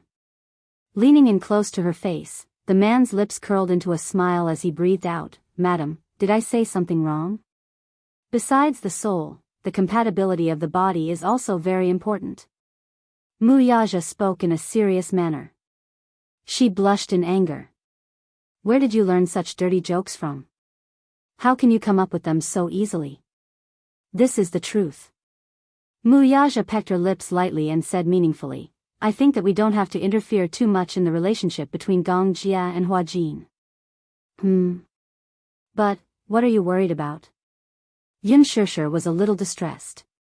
"I'm worried, you don't have to worry about that. Gong Jie will take care of it." Mu Yaja said intimately in her neck, "Now, you just need to take care of things between us." Huajin returned to the castle from the dining hall. He walked up the stairs to his room and pushed the door open, only to see Gong Jie occupying his big bed. Huajin was shocked. If he hadn't confirmed that this was his room, he would have thought that he was drunk and went to the wrong room. "You're back. Why are you here?" Gong Jie lay on his side. "I'll sleep here tonight. This is my room." "And then?" "If you want to sleep, go back to your room." "I'll sleep here." Gong Jie said rudely, "I'll sleep with you tonight." It seemed that Gong Jie really wanted to take Mu Yaja's advice as a reference. Huajin was completely petrified. What was this guy up to again? He gulped and turned around. "Then I'll sleep in your room." Gong Jie said slowly, "I promise you, you won't be able to walk out of this room." Huajin couldn't take it anymore and turned around. "Tell me, what's your purpose?" "To sleep with you." It was an overbearing and rude answer. Full marks. Huajin almost had a heart attack from the shock. If he knew that this was Mu Yaja's idea to Gong Jie, he would be so angry that his face would change shape. "I think that the progress between us is too slow." Gong Jie lay on the bed freely. Every word he said was enough to make Huajin shudder. "I intend to speed up the progress between us." "You must be crazy." Huajin walked to the bed and started to drive him away. "Get up and go back to your room to sleep." However, he had neglected to keep a distance from Gong Jie. The next second, his arm was pulled and he was the one in control. Chapter 4475. Huajin replied, "I don't want to. Did this guy come here with the intention of eating him alive?" "Don't come so close to me." Huajin felt that his breathing had become erratic, and it was extremely chaotic. "Why?" It was quiet all around. Gong Jie could feel Huajin's heartbeat quickening. The two faces inched closer to each other. Huajin's heart was about to jump out of his throat. At this moment, the door was suddenly pushed open. Yu Yu and Xiao Yichen barged in one after another. "Huajin, bad news." Yu Yu walked in and saw the scene on the bed. Gong Jie pinned Huajin under his body, looking like a tiger eyeing its prey. Huajin, on the other hand, looked over in horror. When he saw the two little lads rushing in, his face turned pale with fright. Yu Yu and Xiao Yichen were dumbfounded. What the hell was going on? "Uncle, why didn't you knock before coming in?" Gong Jie raised his eyebrows in displeasure. "Ah, it's like this." Yu Yu recalled his original intention and hurriedly explained, "Natalia." Hearing that it was about Natalia, Gong Jie and Huajin became anxious. "What's wrong with her?" "She's crying a lot." Huajin and Gong Jie rushed to Natalia's room and saw that Alice had arrived as well. The room was in a mess. Natalia was curled up in a corner, shivering. When she saw Huajin, Natalia cried and threw herself into his arms. "You're not dead." That's great. That's great. I thought you were dead. Alice looked at the scene with mixed feelings. She had thought that Hua Jin's appearance in front of Natalia would trigger her memories of being imprisoned in the sanctuary. Therefore, she tried to persuade Hua Jin not to come and see her. However, Hua Jin did not appear for a long time. Natalia thought that Hua Jin was dead and that everyone had been hiding it from her. She had nightmares. She often dreamed that Hua Jin was lying on the bed, covered by a white cloth. He was no longer breathing. She was heartbroken and woke up crying. Seeing that he was still alive, Natalia broke down and cried. The worries and suspicions that had been plaguing him all this time had finally vanished. You're still alive. That's great. That day, Gong Jia carried Hua Jin on the boat. During the long critical period, Natalia overheard from Alice that Hua Jin's condition. She thought that Hua Jin was probably dead, so she had been suppressing it. The terrifying memories, coupled with the accumulated worries, finally crushed her. Hua Jin did not appear for so many days. Only Gong Jia and Yu Yu accompanied her. She did not dare to ask about Hua Jin. She was afraid that she would get an answer she did not want. The nightmares that she had been suppressing and suspecting were the last straw that broke her back. Natalia broke down and smashed everything in the house. She felt that there was no reason for her to still be alive. During the days when she was imprisoned in the sanctuary, if it were not for Hua Jin and Alice taking care of her, she would not have been able to survive until now. Therefore, Natalia felt guilty and thought that she was the culprit behind Hua Jin's death. Now that she saw Hua Jin alive, Natalia thought that she was dreaming. Am I dreaming? Natalia held his face and sobbed. Is it real? Are you really still alive? Hua Jin did not know whether to laugh or cry, but he was also filled with emotions. Chapter 4476. In the end, Natalia had been on tenterhooks all day. Apart from the trauma of the kidnapping, she was also worried about him. He had never imagined that he was so important to Natalia. Alice said to Hua Jin, "Stay with Natalia tonight. I can tell that she's worried about you. It's like she's lost her soul." Hua Jin nodded and turned to look at Gong Jia. "What about you?" "Me?" Gong Jia said, "I'll stay too." Alice said, "Okay, then," she said to Yu Yu and Xiao Yichen, "Let's go."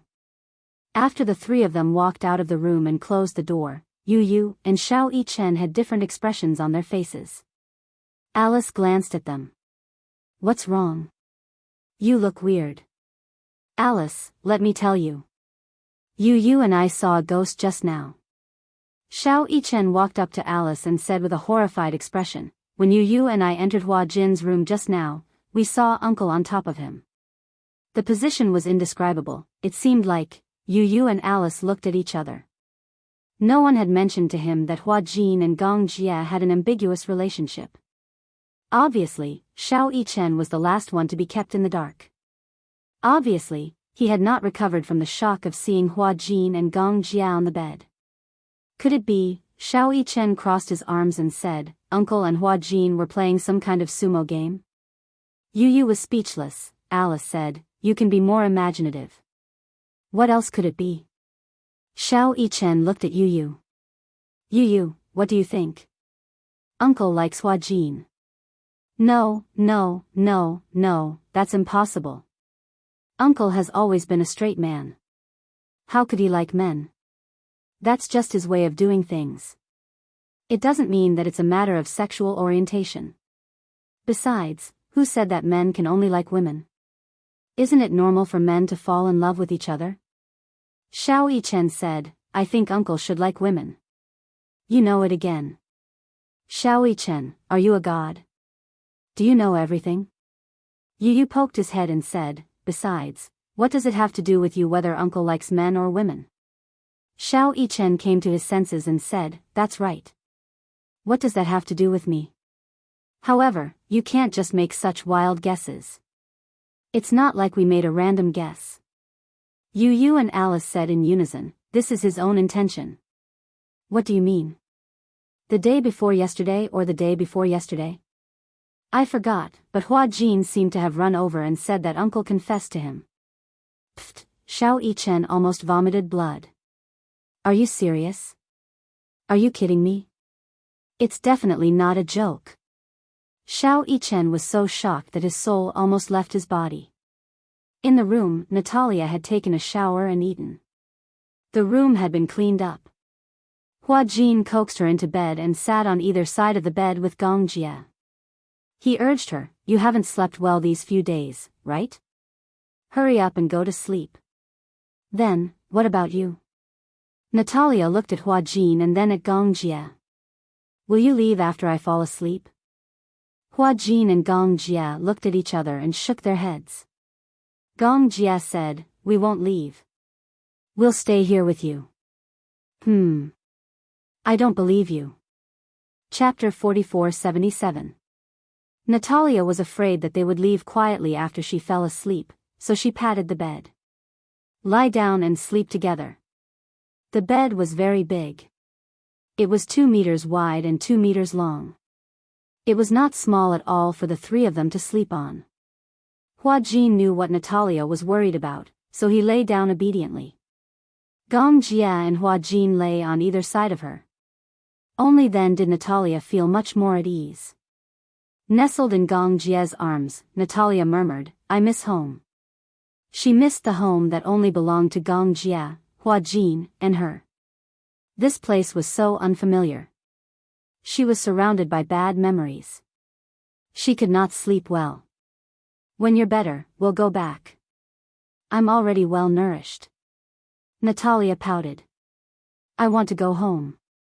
"Okay, sleep first, okay?" Hua Jin's ability to coax children was already top-notch. Natalia said, "Give me a good-night kiss." Hua Jin gently kissed her forehead. When Gong Jie saw this, he felt indignant. "I want one too." Hua Jin was speechless. He thought coldly in his heart, "Are you a freaking child? You want a good-night kiss? Aren't you childish?" Gong Jie also stared at him meaningfully and even moved his handsome face closer. He was obviously being shameless. Natalia was amused. Haha. Hua Jin was forced to do so, but he still satisfied him and kissed him lightly on the forehead. Gong Jie was still not satisfied. "That's it? That's it. Sleep." Hua Jin blushed and lay down. He hugged Natalia and closed his eyes. Natalia fell asleep very quickly. Not long after, Hua Jin was also very sleepy and fell asleep very quickly. Gong Jie, however, could not fall asleep. He propped his upper body up and laid on his side. He held his head and quietly looked at the 2 people lying beside him. Hua Jin and Natalia slept in each other's arms. Both of them slept very quietly. Natalia's arm was placed on Hua Jin's chest. Under the moonlight, this scene was inexplicably heartwarming. The next day, when Hua Jin woke up, Gong Jie was sleeping soundly with Natalia in his arms. He walked to the window and pulled the curtains open. The long-awaited sunlight finally poured in. The whole room was much brighter. He left the room quietly, and when he went out, he unexpectedly met Alice.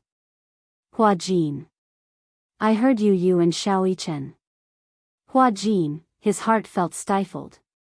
"And these 2 little brats. Don't listen to their nonsense. Actually, there's nothing wrong with admitting it." After a pause, Alice's expression became serious again. "Today's news is out. It's about the sanctuary." As she spoke, Alice handed the tablet to Hua Jin. Hua Jin took the tablet. Many of the world's authoritative media outlets reported wantonly. The news of the sanctuary's mass suicide that night shook the world. Such a brutal mass suicide case was extremely rare. Undoubtedly, this explosive news lasted for a long time. At the same time, the war in East Africa officially began. The International Peacekeeping Organization of the United Nations had already begun to intervene. More than 1,000 believers voluntarily took hydrogen chloride and died within seconds. Chapter 4478. Alice said, Hua Jin, the International Federation already knew that you were one of the survivors at the scene. Some reporters wanted to interview you, but they were all blocked. During this time, other than here, don't go anywhere else. Why? I suspect that there are still believers left in the Sacred Hall. They might already be looking for your whereabouts, which is bad for you. Hua Jin, on the other hand, was baffled. Why are those believers looking for my whereabouts? What does this have to do with me? Because you are the Holy Son chosen by the leader of the Sacred Hall. Those believers believe that as long as they complete the ritual, their leader will obtain eternal life. That's ridiculous. Hua Jin finally couldn't help it. I'm innocent. Those believers have been brainwashed. In their minds, Jim is God, and you are the Holy Son chosen by God. After completing the ritual, your will and spirit will make Jim's soul more indestructible, and those believers who follow him will also obtain eternal life. Hua Jin couldn't help but think about it in horror. I suspect that those believers who pretended to take the medicine are not repentant or have thought it through, but stubborn evil cult members. They must be sparing no effort to track your whereabouts. Hua Jin nodded lightly. Okay. You stay in Dark Wind Island, don't go anywhere for the time being. Alice said again, Hurricane will send mercenaries to track down the whereabouts of those believers, eliminate them, and hand them over to the International Court for trial. Those believers were not caught. No. Only one was caught. We only managed to capture one of them. The other 5 seem to have escaped and have disappeared without a trace. Hua Jin looked at the news displayed on the tablet with a heavy heart. Alice asked again, what was the situation like that day? You haven't mentioned it to me. Why did Jim choose you to be the Holy Son? Hua Jin heard this and couldn't help but sneer. You think Jim created the so-called doctrine to save those believers? He only selfishly wanted to take the money and property of those believers. In other words, even he himself knew that there was no such thing as the Temple of Light, and there was no such thing as eternal life. It was just a crooked practice that he had instilled in his followers. He needed a reason and an excuse. It is said that Jim referenced the ancient burial system of Z country. Jim regarded the thousands of believers as his slaves.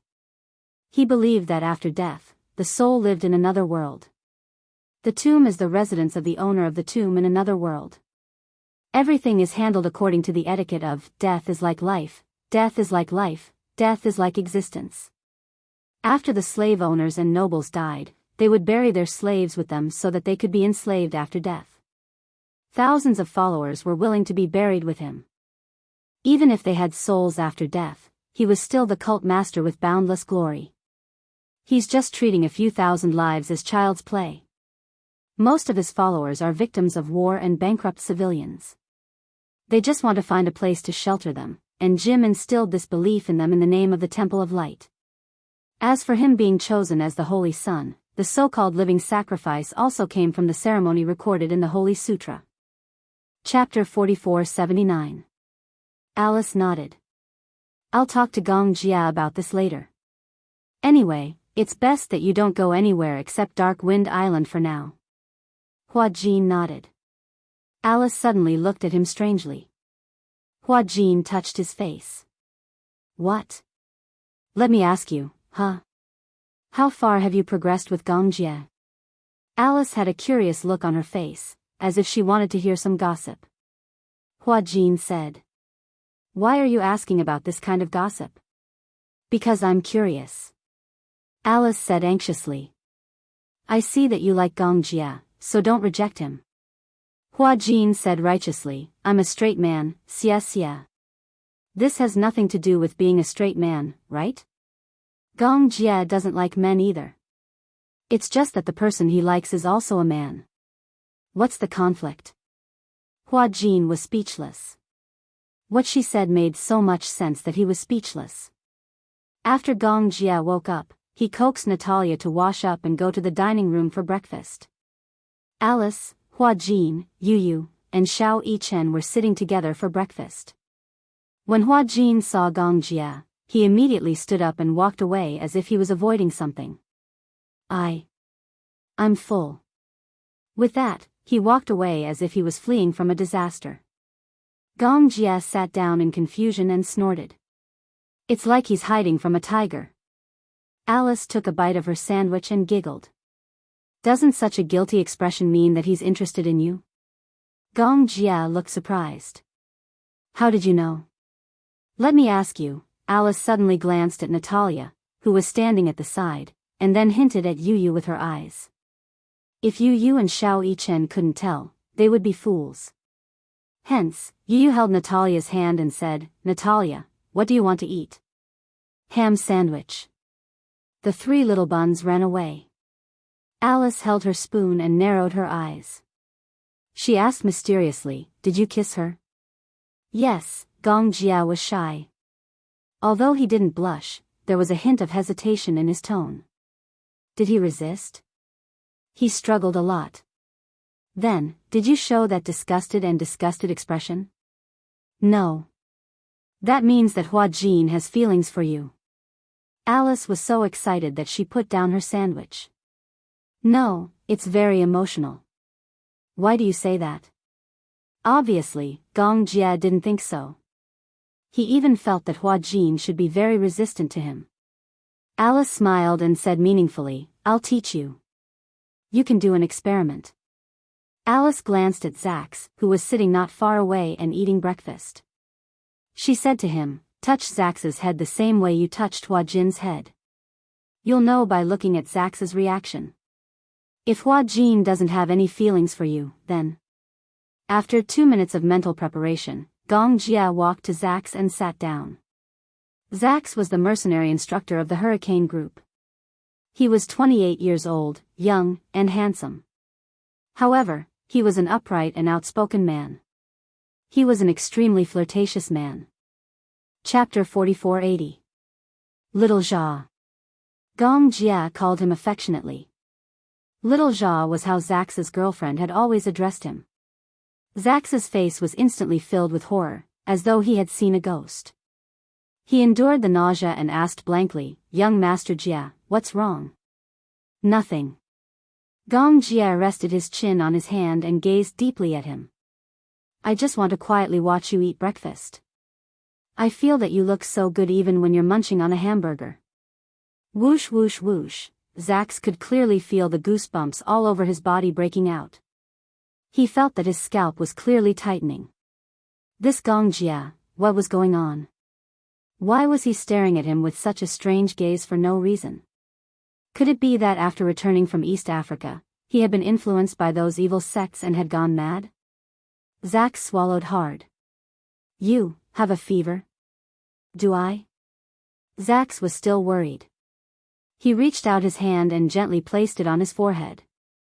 In the next second, Gong Jia gently covered the back of his hand. His seemingly unintentional action made Zax shiver all over. He was on guard and looked at him as though he was looking at a pervert. Are you really a Gong Jia? He suspected that the person in front of him was a demon in Gong Jia's skin. Zax slapped his hand away. What are you doing? Gong Jia raised his eyebrows. It was just a habitual action, but it made Zax's shoulders tremble slightly. Perhaps Gong Jia's image in Hurricane was too serious and unsmiling. Moreover, when Zax was still a mercenary, he had been ravaged by Gong Jia too much. Even if he raised his eyebrows, he would still give off a sense of authority. It was different. Zax's reaction was obviously different from Hua Jin's. Gong Jia stood up and rubbed Zax's head. Zax was obviously repulsed by such contact. He shrunk his shoulders and glared at him resentfully, but he didn't dare to say anything. Ha ha ha. Gong Jia couldn't take it anymore. Zax couldn't take it anymore. He gathered his courage and stood up. Young Master Jia, are you crazy? He turned his head and looked at Alice. With an aggrieved expression, he said, Alice, is he sick? Treat him properly. Ha ha ha ha. Alice laughed until she bent over the table. Oh my God. Gong Jia really went to experiment. Zax was suffering. He was being teased like this, but he didn't dare to say anything. I just wanted to see the reaction of a straight man. Please, I'm a man. Any normal man would definitely be creeped out if another man touched his head and hands like that, okay? Zax patted his chest lightly. I thought you were F***king possessed. When the Gong Jie returned to his seat, Alice snapped her fingers with a smug look on her face. I was right, wasn't I? You see, any normal man would definitely be very repulsed. Hua Jin is also very against it.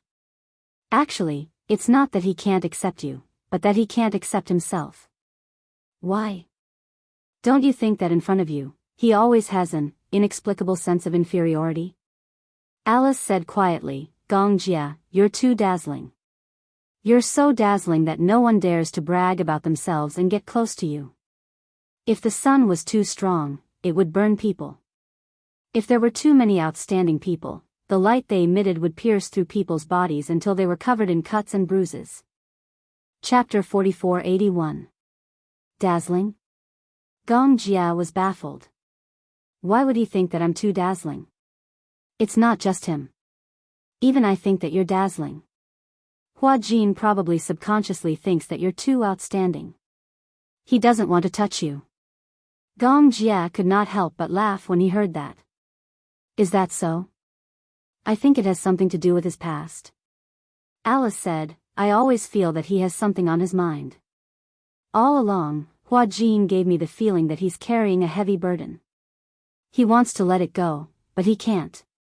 Gong Jie, if you really like him, even if he's incomplete and flawed, you'll still like him. But Hua Jin is different. He might feel that he's not good enough for you, so he subconsciously resists, and keeps a distance from you. Gong Jie's eyes darkened when he heard that. In the afternoon, Hua Jin stayed in his room, bored to death. Yu knocked on the door and pushed it open. When he saw Hua Jin lying on the sofa, he couldn't help but joke, Uncle Hua Jin, you look like a stranded salted fish. Hua Jin turned his head and looked at him bitterly. Have you seen such a beautiful salted fish? Why are you alone in the room? Sunbathing. Salted fish will dry up if they stay in the sun for too long. I'm not a salted fish. Yu urged, why don't we play cards? I don't feel like playing cards. Let's play cards. Alice taught us a new game. What game? Yu pulled out 2 decks of poker cards from nowhere. Poker. Balls originated from JS province. It was a poker game that was widely spread in the country.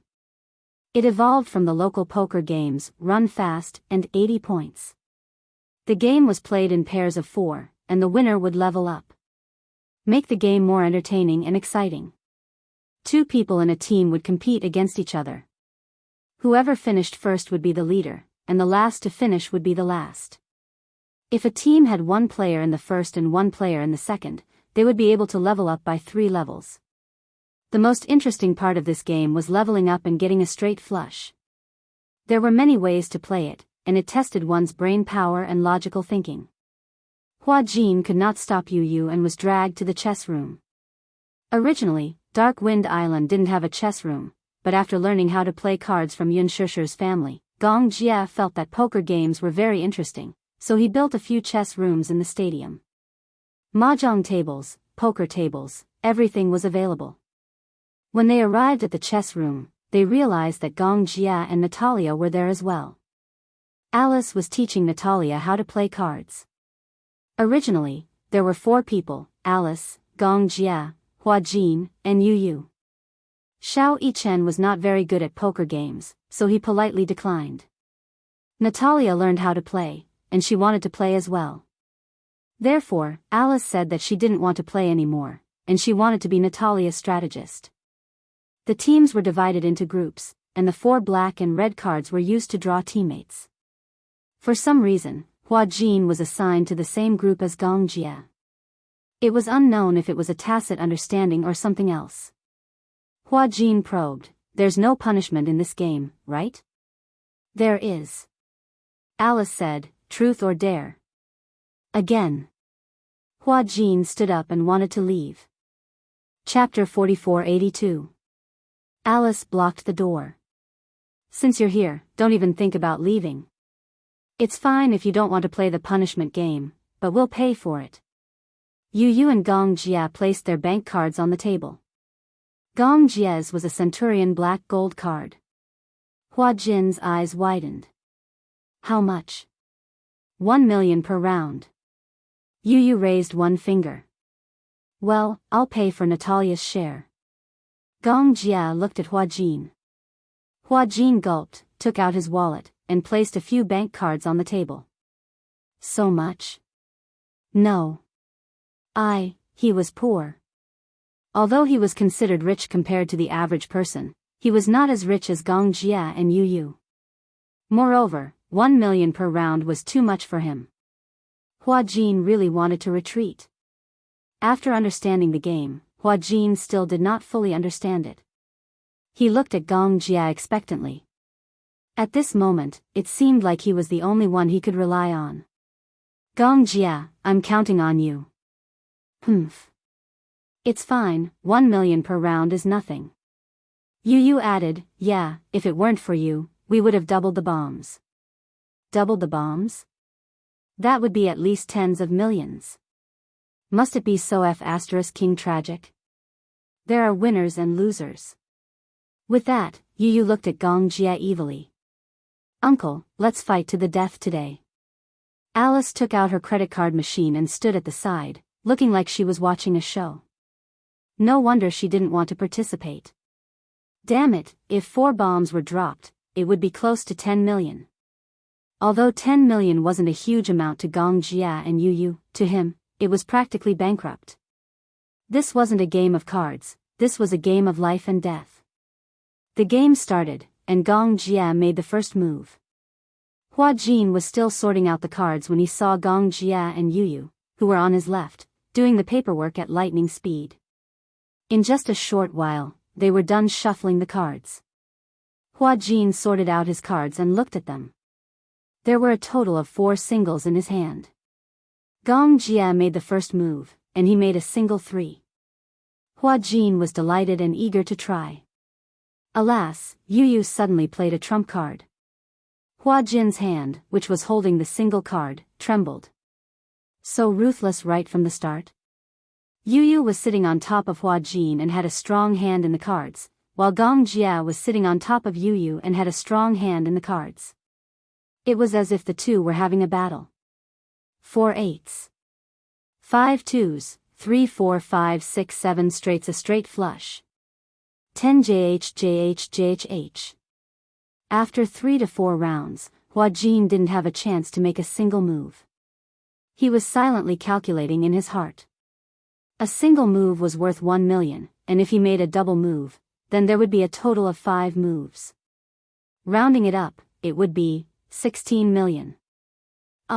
He was about to faint. Hua Jin couldn't get up from the setback. He suddenly raised his hand and interrupted, let me ask you a question. If it's 1 million, is it RMB? Yu Yu reminded him coldly, I only have 5 cards left.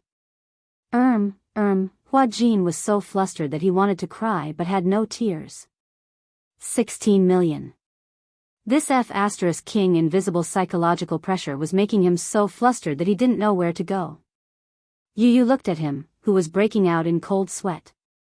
She was slightly speechless. What happened to you? Chapter 4483. Is a million a lot? Alice hugged the card machine and was a little confused.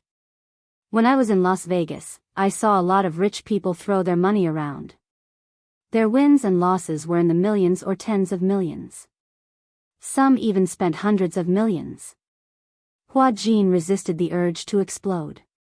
Come on, I said it myself. I'm rich. I'm not rich. I'm just a semi-retired person from the entertainment industry. Hua Jin finally caught Yu Yu's cards. Alice stood behind Natalia and taught her how to play.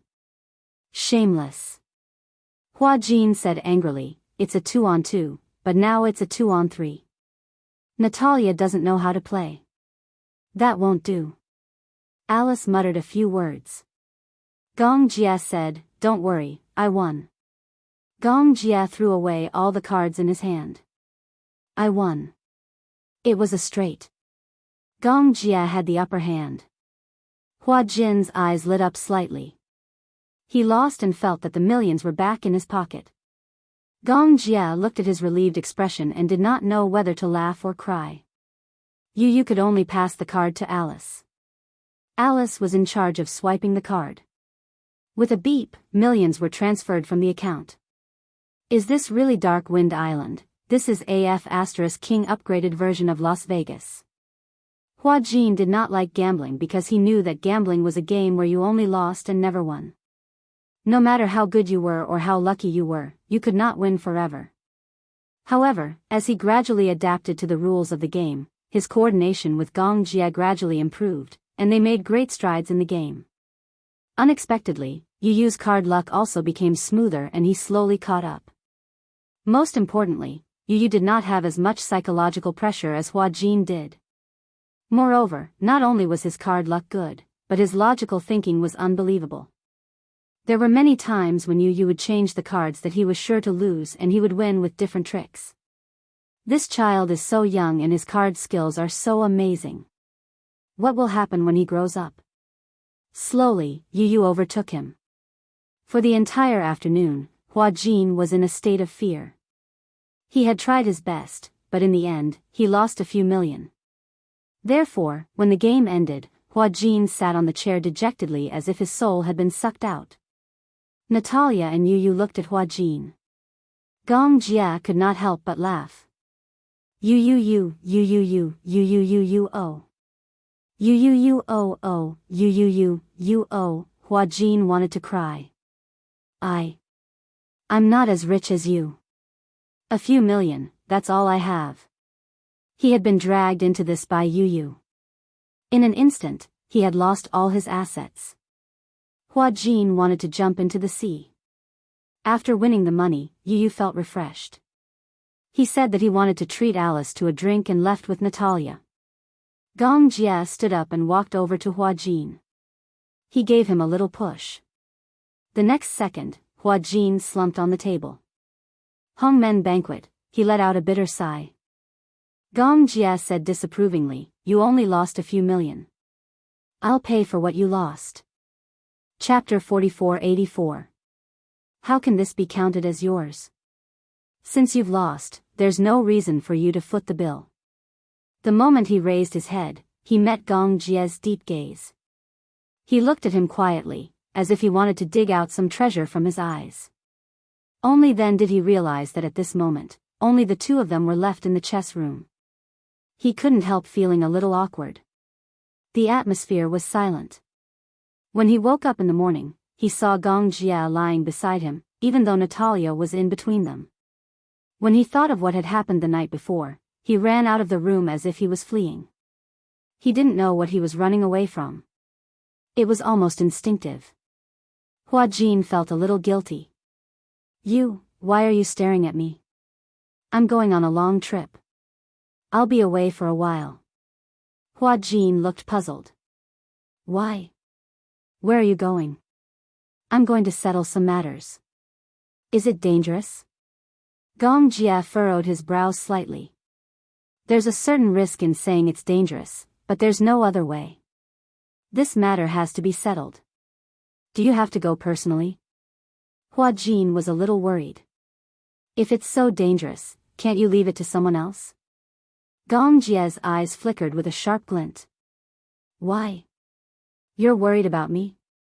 No. I'm just concerned as a friend. When Gong Jia heard this, he knew that it wasn't out of concern as a friend, but out of awkwardness. However, when he saw Hua Jin's worried expression, he suddenly felt a little better. So what if it's dangerous? Gong Jia crossed his arms and leaned lightly on the table. If I don't come back, won't you be more relaxed? Relaxed? Why should I feel relaxed? Otherwise, I can see that you're not relaxed now. It's as if you're guarding against me. What are you talking about? If you don't come back, everyone will be very sad. Especially Shishir, she'll definitely break down. Everyone will be sad. Gong Jia suddenly lowered his head and leaned closer to him. Then may I ask, does this include you? Hua Jin was once again at a loss for words. Enough. Gong Jie ruffled his hair. I won't bully you anymore. This fellow also knew that he was bullying him. Hua Jin didn't know what to say for a moment. It seemed that the two of them were at a complicated watershed, a bottleneck. They wanted to break through, but they couldn't help but want to retreat. It seemed that they were stuck there. Just as Gong Jie was about to leave, Hua Jin mustered up the courage to stand up and say to him, Gong Jie, if it's really dangerous, don't go. Gong Jie looked at him with an inscrutable expression. Hua Jin looked at him and walked over. What's the matter? Is it convenient for you to tell me? Gong Jie suddenly reached out and pulled him in front of him. You're still saying that you don't care about me? Hua Jin, is it really that difficult for you to admit that you care about me? Hua Jin's body stiffened. He looked at his feet and felt that he was sinking deeper and deeper into a quagmire. He didn't dare to look at Gong Jie. That pair of eyes was like a deep abyss. With one look, he felt as if he had fallen into it and couldn't extricate himself. Chapter 4485. Gong Jie was about to leave when Hua Jin mustered up the courage to stand up and say to him, Gong Jie, if it's really dangerous, don't go. Gong Jie turned to look at him with an unreadable expression. Hua Jin looked at him and walked over. What's the matter? Is it convenient for you to say? Gong Jie suddenly reached out and pulled him in front of him. You're still saying that you're not concerned? Hua Jin, is it really that difficult for you to admit that you care about me? Hua Jin's body stiffened. He felt like he was sinking deeper and deeper into a quagmire. He didn't dare to look at Gong Jie.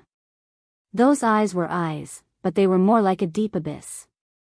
With one look, he felt like he was falling into it and couldn't extricate himself. Hua Jin closed his eyes and finally said, Okay, I admit that I'm worried about you. Since you said that it's very dangerous, I don't want you to go. His words were as plain as water, but it made Gong Jie's heartbeat accelerate. How many years had it been, other than reuniting with Yun Shishir and Yueao's birth? Even when he was trapped in East Africa, there was absolutely nothing that could disturb his mind. But he was like a surprise that appeared out of nowhere. Gong Jie was in a daze when Hua Jin suddenly grabbed his shirt sleeve. If I tell you not to go, will you not go? Hua Jin was really worried. Gong Jie smiled. You don't have confidence in me? No, yeah, I have to go. Gong Jie said again, stay here obediently and wait for me.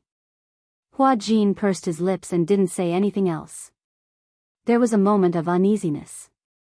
He suddenly realized that Gong Jie's departure this time seemed to have something to do with him. Gong Jie saw the undisguised worry on his face. For a moment, he was in a good mood. He bowed slightly and used his unique height advantage to force him to a corner. Do you know how much I like your expression right now? Gong Jie, who had always been arrogant and cold and cherished his words like gold, actually said such words. Hua Jin felt very dizzy. I don't understand what you mean by that. The next second, before Hua Jin could finish speaking, Gong Jie suddenly bent down and kissed him gently on the lips. Gong Jie couldn't help but ask for more. That boiling hot breath seemed to corrode his rationality bit by bit. Hua Jin stood rooted to the ground in a daze, neither refusing nor replying. Gong Jie grabbed his arm and wrapped it around his waist.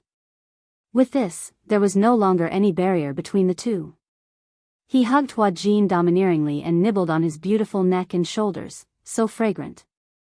The fragrance on his body was refreshing. Gong Jie realized that he was using the same scent as him. It was as if the scent of both of them had merged together. He couldn't tell which was his and which was his. He liked this feeling.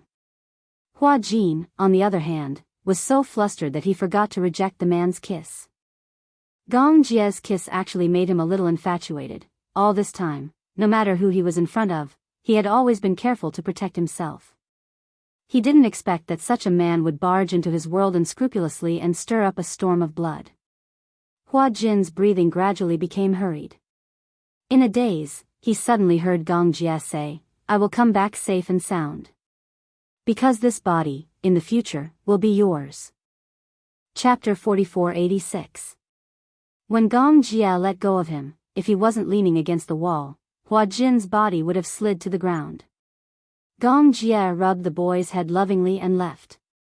When Hua Jin came back to his senses and chased after him, he was already gone. At night, Hua Jin hesitated again and again. In the end, he went to find Alice and asked directly. Gong Jia said that he has something to do and needs to go on a long trip. What did he tell you? Hua Jin suddenly became excited. What's going on? You must know. Alice looked at him as if he was an idiot. What do you think? I've known Gong Jia for so long, but I've never seen him so concerned about anyone. Because of my matter? Hua Jin was even more shocked. Do you think? I remember I told you that the remnants of the sacred palace haven't been completely eliminated. They're looking for you. Gong Jia received an invitation from the International Federation. Those remnants naturally have to be eliminated. Leaving them in this world is a disaster. So, was it really because of his matter? Was Gong Jia protecting him? Then, why didn't he tell him about it? Those believers are all terrorists. Hua Jin became agitated. How cruel are their methods? Won't it be dangerous for Gong Jia to go? You underestimate Gong Jia too much. Besides, there are so many people protecting him. Don't worry, he'll be fine. Even if he's fine, Hua Jin clenched his fists. What if he gets hurt? You care about him so much. I couldn't tell. I think you two have a good relationship. You think too much. Hua Jin said righteously, I just don't want him to get hurt because of my matter. You're speaking so confidently. Isn't your problem his problem? Moreover, the grudge between Hurricane and the Sacred Palace has been formed. Apart from you, he also has his own temper. In East Africa, several of his beloved subordinates died so tragically because of the Sacred Hall. He will definitely go there to take revenge. Hua Jin sat on the sofa in silence. He suddenly raised his head and asked, Can I go with him? Forget it. If you go, you'll just be sending yourself to death. Alice spat out a sentence that choked him to death. Hua Jin said angrily, In East Africa, I also put in a lot of effort and didn't drag you down. In East Africa. If it weren't for you, Shao Jia wouldn't have almost died there. Hua Jin felt so guilty that he didn't say anything. Actually, I've always felt that Shao Jia's feelings for you were a little special. I didn't think too much about it at first, and I'm sure he didn't think too much about it either. However, during his time in East Africa, perhaps because he had experienced too many calamities, he immediately recognized his feelings. You know, there are often many things that can only be figured out when one is on the brink of death. Hua Jin said, Is this the worst time he's ever offended someone? This is definitely not the worst time he's ever had. There was once when Gong Jia almost got pregnant. However, this time, the situation is different from the past. How is it different? Huh? Alice looked at Hua Jin as if she was looking at a hopeless idiot. Don't you understand? This time, you almost died. You were unconscious on the ship for so long and had a high fever when you came back. You don't know that when you were unconscious, Gong Jia thought that you wouldn't make it. You didn't eat or drink for a few days. Wasn't he the same? Chapter 4487. For many things, the closer you are to life and death, the easier it is for you to think things through. He really thought that he was going to lose you. Lying in bed, Hua Jin replayed Alice's words over and over in his mind. If it were not for her, he would not have known that he was so important to Gong Jia. Why? He could not figure out why someone as outstanding as Gong Jia would like him. Alice could not help but laugh when she heard that. Like is too abstract. Take me as an example. The first time I saw Gong Jia, I inexplicably fell in love with him. I can't remember what I really liked about him. But I vaguely remember that I was deeply infatuated with his youthful frivolity and high-spirited spirit. She liked him. Even if it was just a glance. She did not understand why she would become crazy once she fell in love with others, even though she was very rational when it came to love. When Gong Jia was infected with the Amala virus, liked him. In order to save him, I did not hesitate to use myself as a test subject. I could not believe that there would be such a day where I would be so cruel to myself and use myself as a test subject. At that time, I actually did not have any expectations. I even thought that if the experiment failed, at least he would not be lonely with me by his side. But I never thought that because of my sacrifice, I would want him to repay me. If he liked me, so be it.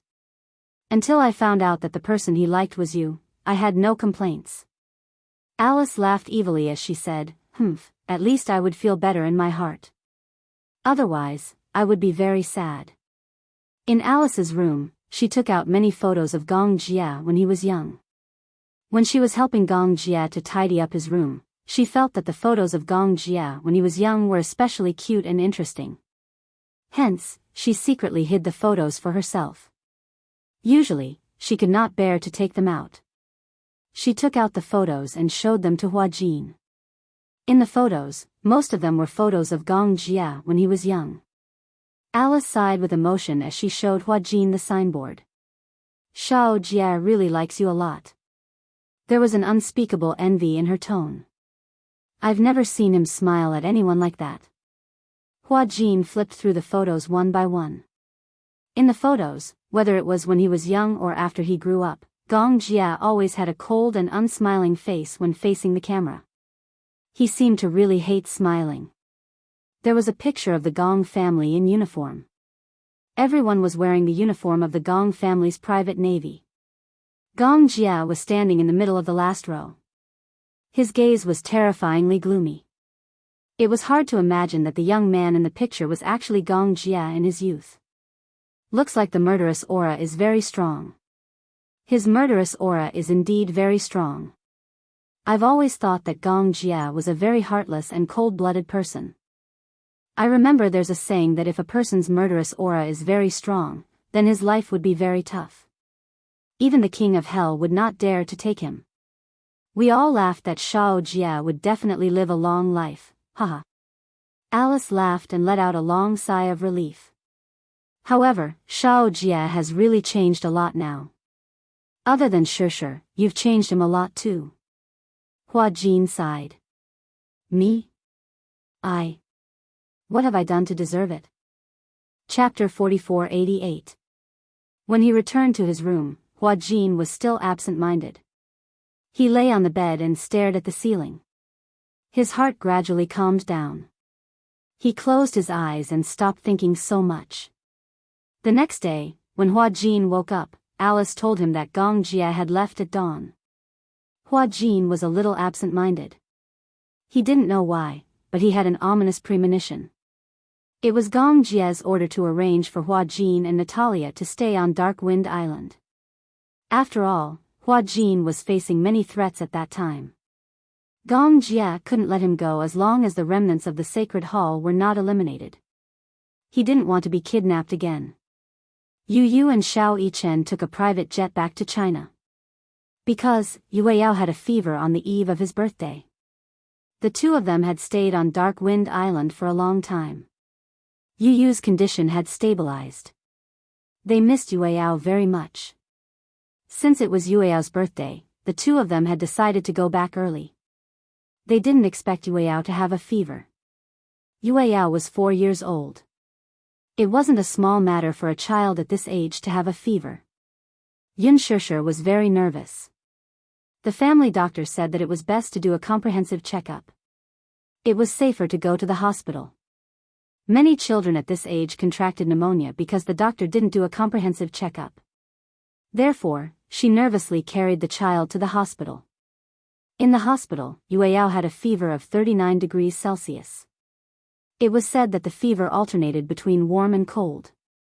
When Yue Yao fell asleep at night, he liked to kick the blanket because of the heat. When it was late at night, the temperature turned cold and he caught a cold. Once a child caught a cold, his fever rose quickly. The doctor suggested that he stay in the hospital for observation. During the observation period, Yue Yao's condition gradually stabilized. Then, Yin Shishir was surprised to find that she met a child in the hospital. Jing Yang. Yin Shishir had a deep impression of this child. The first time she saw this child was when she and Gu Xingze had an accident. She lost her sight and Gu Xingze donated his corneas to another child, Jing Yang. At that time, her eyes had not recovered, so she did not see what the child looked like. However, even though she couldn't see, she had held the child before. Coincidentally, he met Jing Yang this time because Jing Yang had caught a cold and had a fever, just like Yueyao. The two children stayed in the same ward and on the same floor. Yun Shishir happened to see Jing Yang when she was fetching water for Yueyao. He had just finished his 4-drip, and the lively little guy was clamoring to get out of bed for a walk. When he passed by Yueyao's ward, he heard Yueyao crying because she was taking his temperature. The little fellow curiously went to the door and bumped into Yun Shishir, who was about to get hot water. The little bun bumped into her leg. Yun Shishir did not know who he was, but she was attracted by the little fellow's handsome face at first sight. He was really cute. He had a pair of big watery eyes, and the pupils were amber. They were mesmerizing, and his long eyelashes were thick and curly. He was very cute. His skin was fairer than the average girl's, and his lips were pink. They were not too rosy, but they were not too pale either. The shape of his lips was unusually good-looking, like jelly. Chapter 4489. When he saw Yun Shishir, the little guy took half a step back timidly. He was obviously a little shy and afraid. There was still a fever patch on his forehead. So it was also because of a fever? Yun Shishir squatted down and asked him his name. However, the little guy was very vigilant. He shook his head and intertwined his hands. Obviously, he was unwilling to say and was very vigilant. Beside him, the little bun's mother rushed over. When she saw that her son had rushed to the door of someone else's ward, she quickly rushed over and bowed to Yun Shishir to apologize. However, when she recognized that it was Yun Shishir, her eyes widened in disbelief. It's you," Yun Shishir was a little surprised. "Me? Do you know me?" She was not too curious. That was because too many people knew her. However, this woman's surprise did not seem like she had seen a superstar, but an old friend. "Yun Shishir, is that you?" The woman picked up the little bun and smiled as she held the little bun's hand. She waved at her.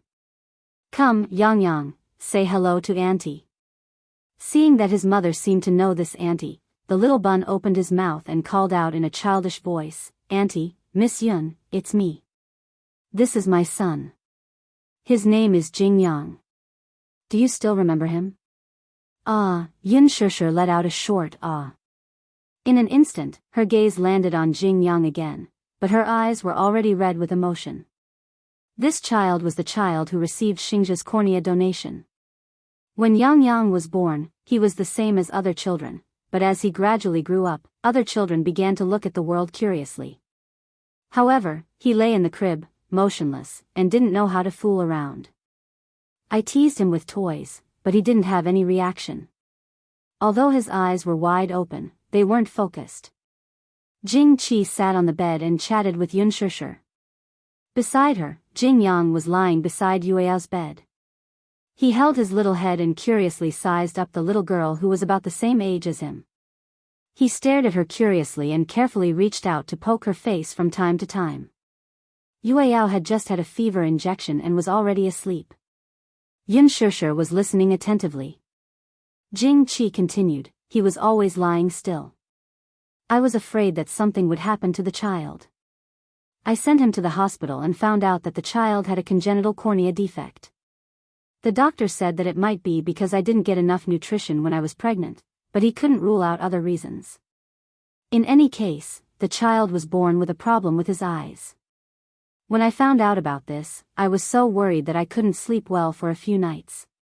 The child's surgery fees are a problem, not to mention the scarce source of cornea donors." Yun Shishir looked at Jing Yang and felt pity for him. Perhaps it was love for the house, love its crow. For the past few years, she had been missing Gu Xingze. In this child, she seemed to see the continuation of Gu Xingze's life.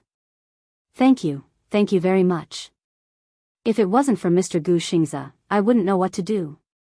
I also thought of donating my own cornea to him, but the doctor said that the hospital doesn't have the right to perform such a surgery. I like this child. Not only is this child beautiful, but he gives me a sense of familiarity. Chapter 4490. The person had passed away, and the living were like this.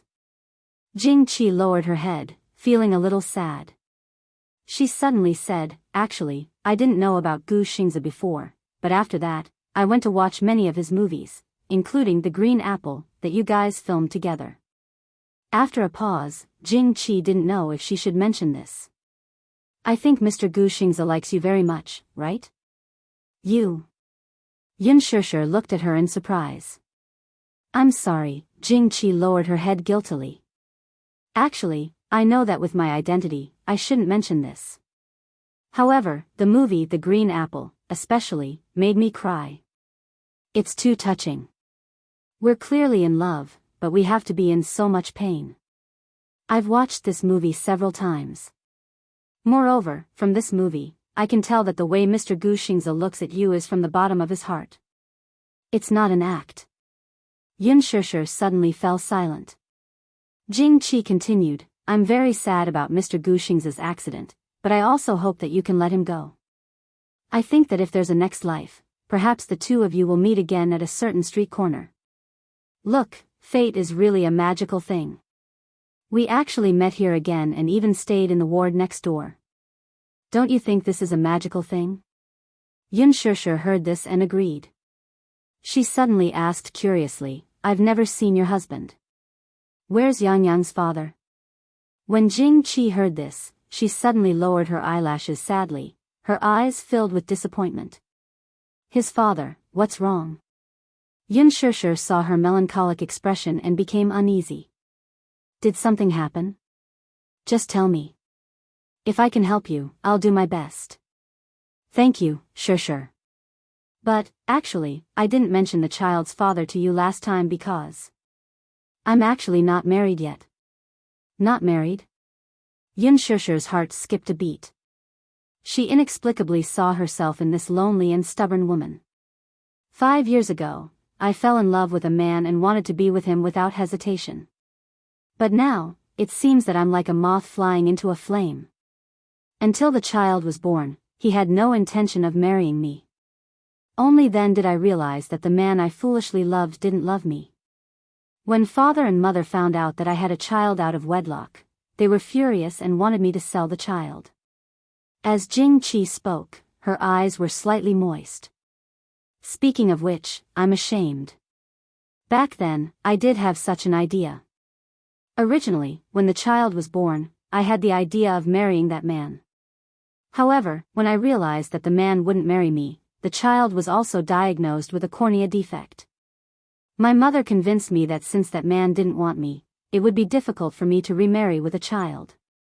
You know, many men are very concerned about a woman's past. I thought that even if the child had the opportunity to undergo surgery, the medical fees were not something I could afford. I was thinking that I might as well entrust the child to a good family. Perhaps, he might be able to live a happier life." Chapter 4491. You have to know that this child hasn't cried much since he was born. He cried so hard that even my mother was scared. I believed that this was a telepathic connection between him and me. When we reached the door of that family, I immediately regretted it. I knelt in front of my mother with the child in my arms and begged bitterly. My mother's heart softened, so she didn't take that wrong step. Yin Shishir asked worriedly, later, "Did your parents accept this child?" Jing-Chi sighed and shook her head. "No, my father didn't accept it in the end. He even threatened to cut off our father-daughter relationship. My mother's heart ached for me. Although she didn't agree with my actions and felt that this child would delay my life, she would occasionally sneak a few glances at me and the child behind my father's back. Yang Yang is very sensible, obedient, and she likes him very much. My mother likes this child now." As she said this, Jing-Chi looked at Jing Yang with eyes full of love.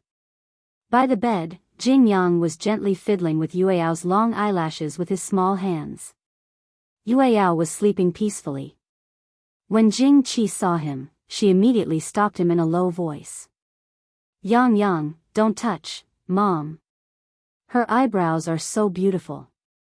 Jing Yang turned his head, his eyes bright as if there were many little stars. They're just like dolls. So cute. Little fool, those are eyelashes, not eyebrows. Oh, oh. Eyelashes, eyelashes.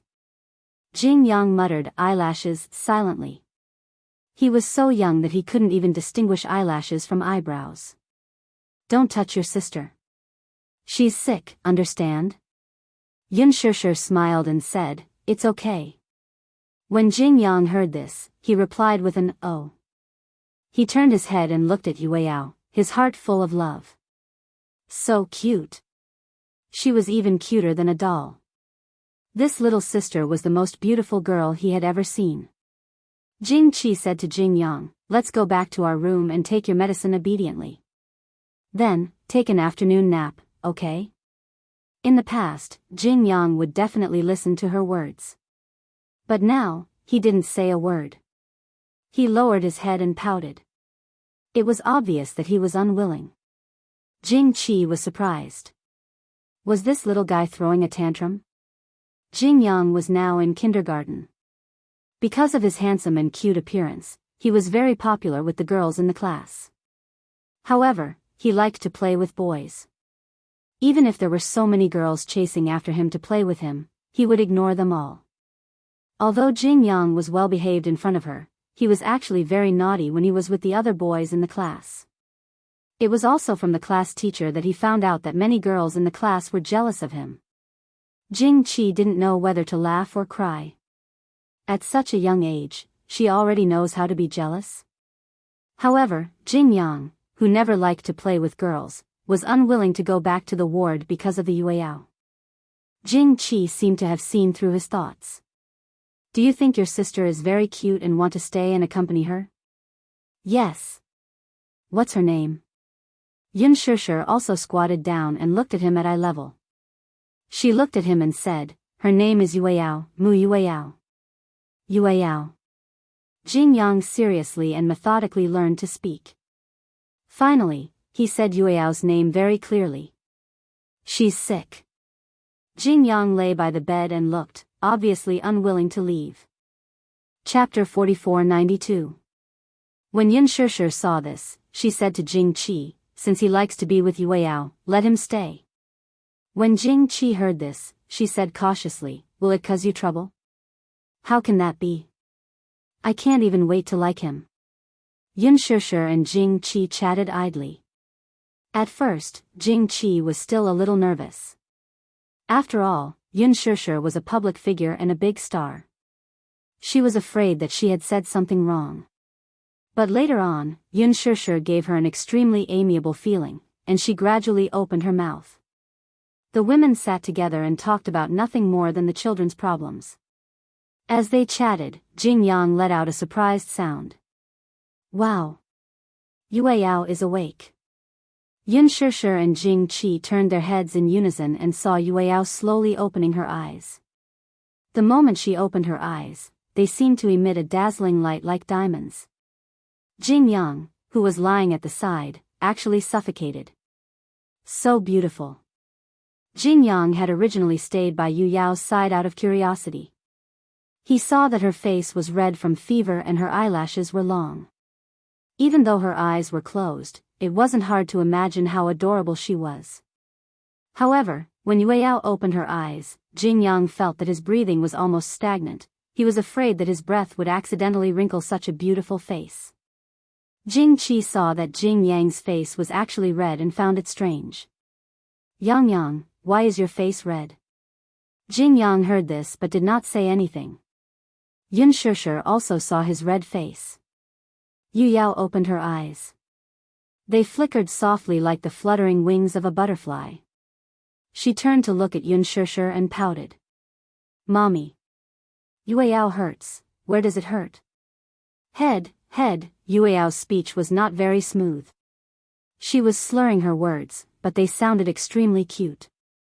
When Jing Qi heard this, she immediately urged Jing Yang to say, Yang Yang, sister says she has a headache. Do you want to rub it for her? Can I? Of course. Jing Yang timidly stretched out his small hand. Yueyao then saw an unfamiliar boy lying on the bed. She was a little scared and pulled up the quilt to cover half of her small face. She only used a pair of eyes to secretly size him up. Jing Yang's face turned even redder. However, he refused to retract his hand. Instead, he leaned forward. His small hand was carefully placed on her forehead. Yueyao looked at him and then at his hand on her forehead. She licked her dry lips and finally revealed a little of her face. Jing Yang smiled at her and immediately said, I'm Jing Yang. You can call me Yang Yang. Yang Yang, Yueyao was still a little shy. She was so afraid of strangers. Since she was young, other than Yun Shishir and Yu Yu, it was difficult for others to hold her for a while. Yun Shishir was surprised that Jing Yang could touch her forehead. This child has been afraid of strangers since she was young. Yun Shishir explained, I thought she would cry when she woke up and saw Yang Yang. So afraid of strangers? My Yang Yang has never been afraid of strangers since he was young, but this child is very smart. He was almost kidnapped by human traffickers when he was young. Kidnapped? Chapter 4493. The nurse came to make ward rounds and found Jing Yang's room. Seeing that he was not around, she went next door, but she did not expect Jing Qi to bring Jing Yang to another room. Seeing Yun Shishir and Jing Qi sitting together, the nurse was a little surprised. Do you know each other? Yun Shishir and Jing Qi nodded tacitly. Yes, we know each other. Yang Yang, come over and take the temperature. Have you taken your medicine? As Jing Yang was beautiful and polite, all the nurses on the entire floor liked him. His little mouth was sweet and especially likable. Jing Qi quickly stood up. Not yet. The nurse walked over and handed the sterilized thermometer to Jing Yang. Jing Yang obediently put it in his mouth and stared at the nurse with wide eyes. He asked incoherently, Have I recovered? The nurse tapped his head. You're almost recovered. Then, can I still stay here? His words undoubtedly amused the group of people. The nurse could not stop laughing. Yang Yang, don't tell me you can't bear to part with us and refuse to leave. Jing Yang did not speak and only looked at the nurse eagerly. The nurse explained, When you recover, you can be discharged. You can't stay here anymore. The beds here are all prepared for patients. When Jing Qi heard this, she looked at the nurse. Has his fever gone down? It's almost stable. As long as he doesn't catch a cold and try not to be exposed to the cold wind at night, it won't happen again. When Jing Yang heard that he could not stay in the hospital after recovering, he could not help but feel extremely disappointed. The nurse also took Yueyao's temperature and gave him an injection to reduce his fever, but his temperature had decreased a lot. Yueyao's mother, why don't you take Yueyao for a walk downstairs? While the sun is good in the afternoon, he can sweat a little and recover faster. Okay. Jing Qi suggested, I saw the nurse say that Yang Yang is almost recovered. He can be discharged tomorrow. Why don't we go for a walk in the hospital's back garden? The hospital's back garden is specially manicured. When I took Yang Yang down yesterday, the little guy couldn't walk when he saw the bubble machine. I didn't buy it yesterday and the little guy was angry with me. Today, I can buy one to compensate him. Yun Shishir also nodded. Mu Yaja was not around, and Yu Yu and Xiao Yichen would only arrive the next day. She had been taking care of Yueyao the whole day. Yun Shishir carried Yueyao and Jing Qi to the back garden. When Jing Yang saw the back garden, he was very excited. He took the 5 yuan that Jing Qi handed him and ran to the hospital's convenience store to buy a bubble machine. He held up the bubble machine and ran back to Yueyao as if he was presenting a treasure. When Yueyao saw this, she was extremely moved. She gently kicked her legs, indicating to Yun Shishir that she wanted to come down. Yun Shishir hurriedly put Yueyao down, and the little guy ran to Jing Yang. When the two little guys stood together, Jing Yang was still taller. She stood on her tiptoes and reached for the bubble machine in his hand. Jing Yang was just about to give the bubble machine to Yueyao. When Yun Shishir saw this, she immediately reminded her, Yueyao, you're not allowed to snatch it. If you want to play, you have to ask your brother if he agrees. Jing Qi was even more surprised by her good upbringing. Originally, she thought that the child of a big celebrity should be doted on since he was young. His upbringing and etiquette were not outstanding. Chapter 4494. As it turned out, while Yun Shishir doted on her child, she never neglected her education. In Yueyao's heart, Yun Shishir was very prestigious. She had never hit her, but the little girl was willing to listen to her. When Yueyao heard Yun Shishir's words, she retracted her hand and asked carefully, "Can you lend it to me to play with?" Of course, Jing Yang was willing to let her play with it. He could even give it to her. Originally, he had wanted to play with it yesterday, but because Jing Qi didn't buy it immediately and forgot to bring cash, he could only watch the other children play. When some of the children saw him standing alone, they took the initiative to come over and invite him to join them. But Jing Yang wasn't willing. After returning to the ward, the night passed. When he woke up, he was no longer interested in the bubble machine.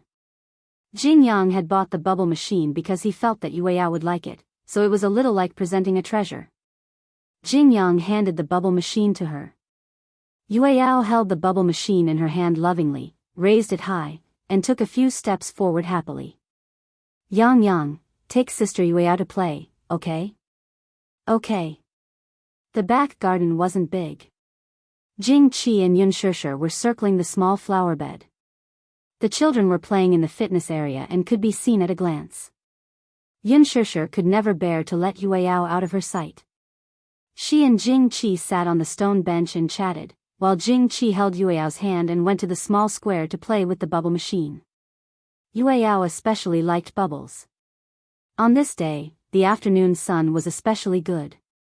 Under the refraction of the sun, the bubbles that came out were colorful like rainbow balls. Yueyao loved rainbows the most. Every time a bubble came out, she would be foolishly happy for a long time. Jing Yang took the bubble machine and sprayed a lot of bubbles on her body. Yueyao suddenly felt like she was surrounded by bubbles. The moment the bubble came into contact with her body, it popped and burst. Instantly, the cool bubbles splashed on her skin, and it felt a little cool. She liked this feeling. Seeing that she liked it so much, Jing Qi kept blowing bubbles at her. A child of this age had an extremely rich imagination. It was just a bubble machine, and they could play with it. Just like that, the two little guys excitedly played with a bubble pistol for the whole afternoon. They were so happy that Yun Shishir and Jing Qi were unwilling to leave no matter how they called them. They stayed in the square. In the end, when Yun Shishir carried Yueyao in her arms, Yueyao looked at Jing Yang with an aggrieved expression, reluctant to part with him. It turned out that when they were playing, Jing Yang told her that he might be discharged from the hospital the next day, and she didn't know if she could see him again. When Yueyao heard this, he was a little absent-minded and started to feel unhappy. Yang, say goodbye to your sister. Jing Qi tempted him. Jing Yang raised his small hand, but he couldn't bear to wave it away. He just stared at her deeply, obviously unwilling to part with her just like that. But when he heard Jing Qi say that Yueyao still had to take medicine when she went back, he waved his hand sensibly. When Jing Qi carried him back to the ward, the nurse came to deliver the medicine, but he was unwilling to take it. Be good, Yang. Aren't you going to listen to mommy? You have to be good and take the medicine to recover. However, he shook his head and refused to take it. Didn't the nurse say that I'm almost recovered? Then you have to eat today's portion. I don't want to eat. It's so bitter. Chapter 4495. Under Jing Qi's coercion, Jing Yang obediently swallowed the pill. However, when Jing Qi turned around, the little guy ran to the bathroom and spat out the pill hidden under his tongue. He didn't want to take the medicine. If he took the medicine, he would definitely recover very quickly. At that time, he would have no choice but to be discharged and wouldn't be able to see his little Yueyao. He still wanted to stay in the hospital and play with his little Yueyao. It didn't matter if he had a few more injections. At night, when the nurse came to check on him, she measured his temperature again. Aya, Yang Yang, Xiao Bao's fever is almost gone. He can be discharged tomorrow. Jing Yang stood at the side, his eyes wide open as if he had been struck by lightning. The nurse held the thermometer and looked at Yang Yang, who was widening his eyes. She squatted down and hugged the little guy reluctantly. Aya, Auntie really can't bear for Yang Yang to leave. However, Yang Yang can't stay sick forever and stay in the hospital. After he's discharged, he must be careful not to catch a cold. When Jing Qi heard that he could be discharged, she asked excitedly, "Won't his fever return?" "No, as long as he doesn't catch a cold and be exposed to the cold wind, he'll be fine. Remember, you must use warm water when you bathe. Even if you're washing your face, you can't touch anything cold." When Jing Yang heard this, his heart skipped a beat. At night. The night gradually darkened. Jing Qi hugged him and lay on the bed, sleeping soundly. In the middle of the night, Jing Yang slowly opened his eyes and sensed that his mother, who was sleeping beside him, was already breathing deeply. He knew that she was sleeping soundly. Hence, he quietly sat up, got out of bed, and carefully walked to the bathroom. Then, he quickly took off his clothes, stood under the shower, and turned on the cold water. Whoosh, the cold water poured down. Jing Yang hugged his arms and shivered from the cold water. There were only a few words from the nurse in his mind. Don't catch a cold. Don't be exposed to the cold wind. Even if you're washing your face, you can't touch anything cold. Then, what the nurse meant was that as long as he caught a cold, he could fall sick again. Thinking of this, even though the water was cold, he still gritted his teeth and endured it until his whole body was shaking. Only then did he walk out of the shower room and dry himself with a towel. Then, with wet hair, he walked to the small garden behind the inpatient building and jogged in the cold wind. After running, he was covered in sweat. He walked to the shower and continued to wash his body with cold water. The next day, the moment Jing Qi woke up, she sensed the slightly rapid breathing beside her. She raised her head and saw Jing Yang nestled in her arms with a red face. Even the breath he exhaled at this moment was boiling hot. She was scared out of her wits and quickly touched his face. It was so hot that she jumped in fright. Why was it so hot? Didn't the nurse say that the fever was almost gone? Why did the fever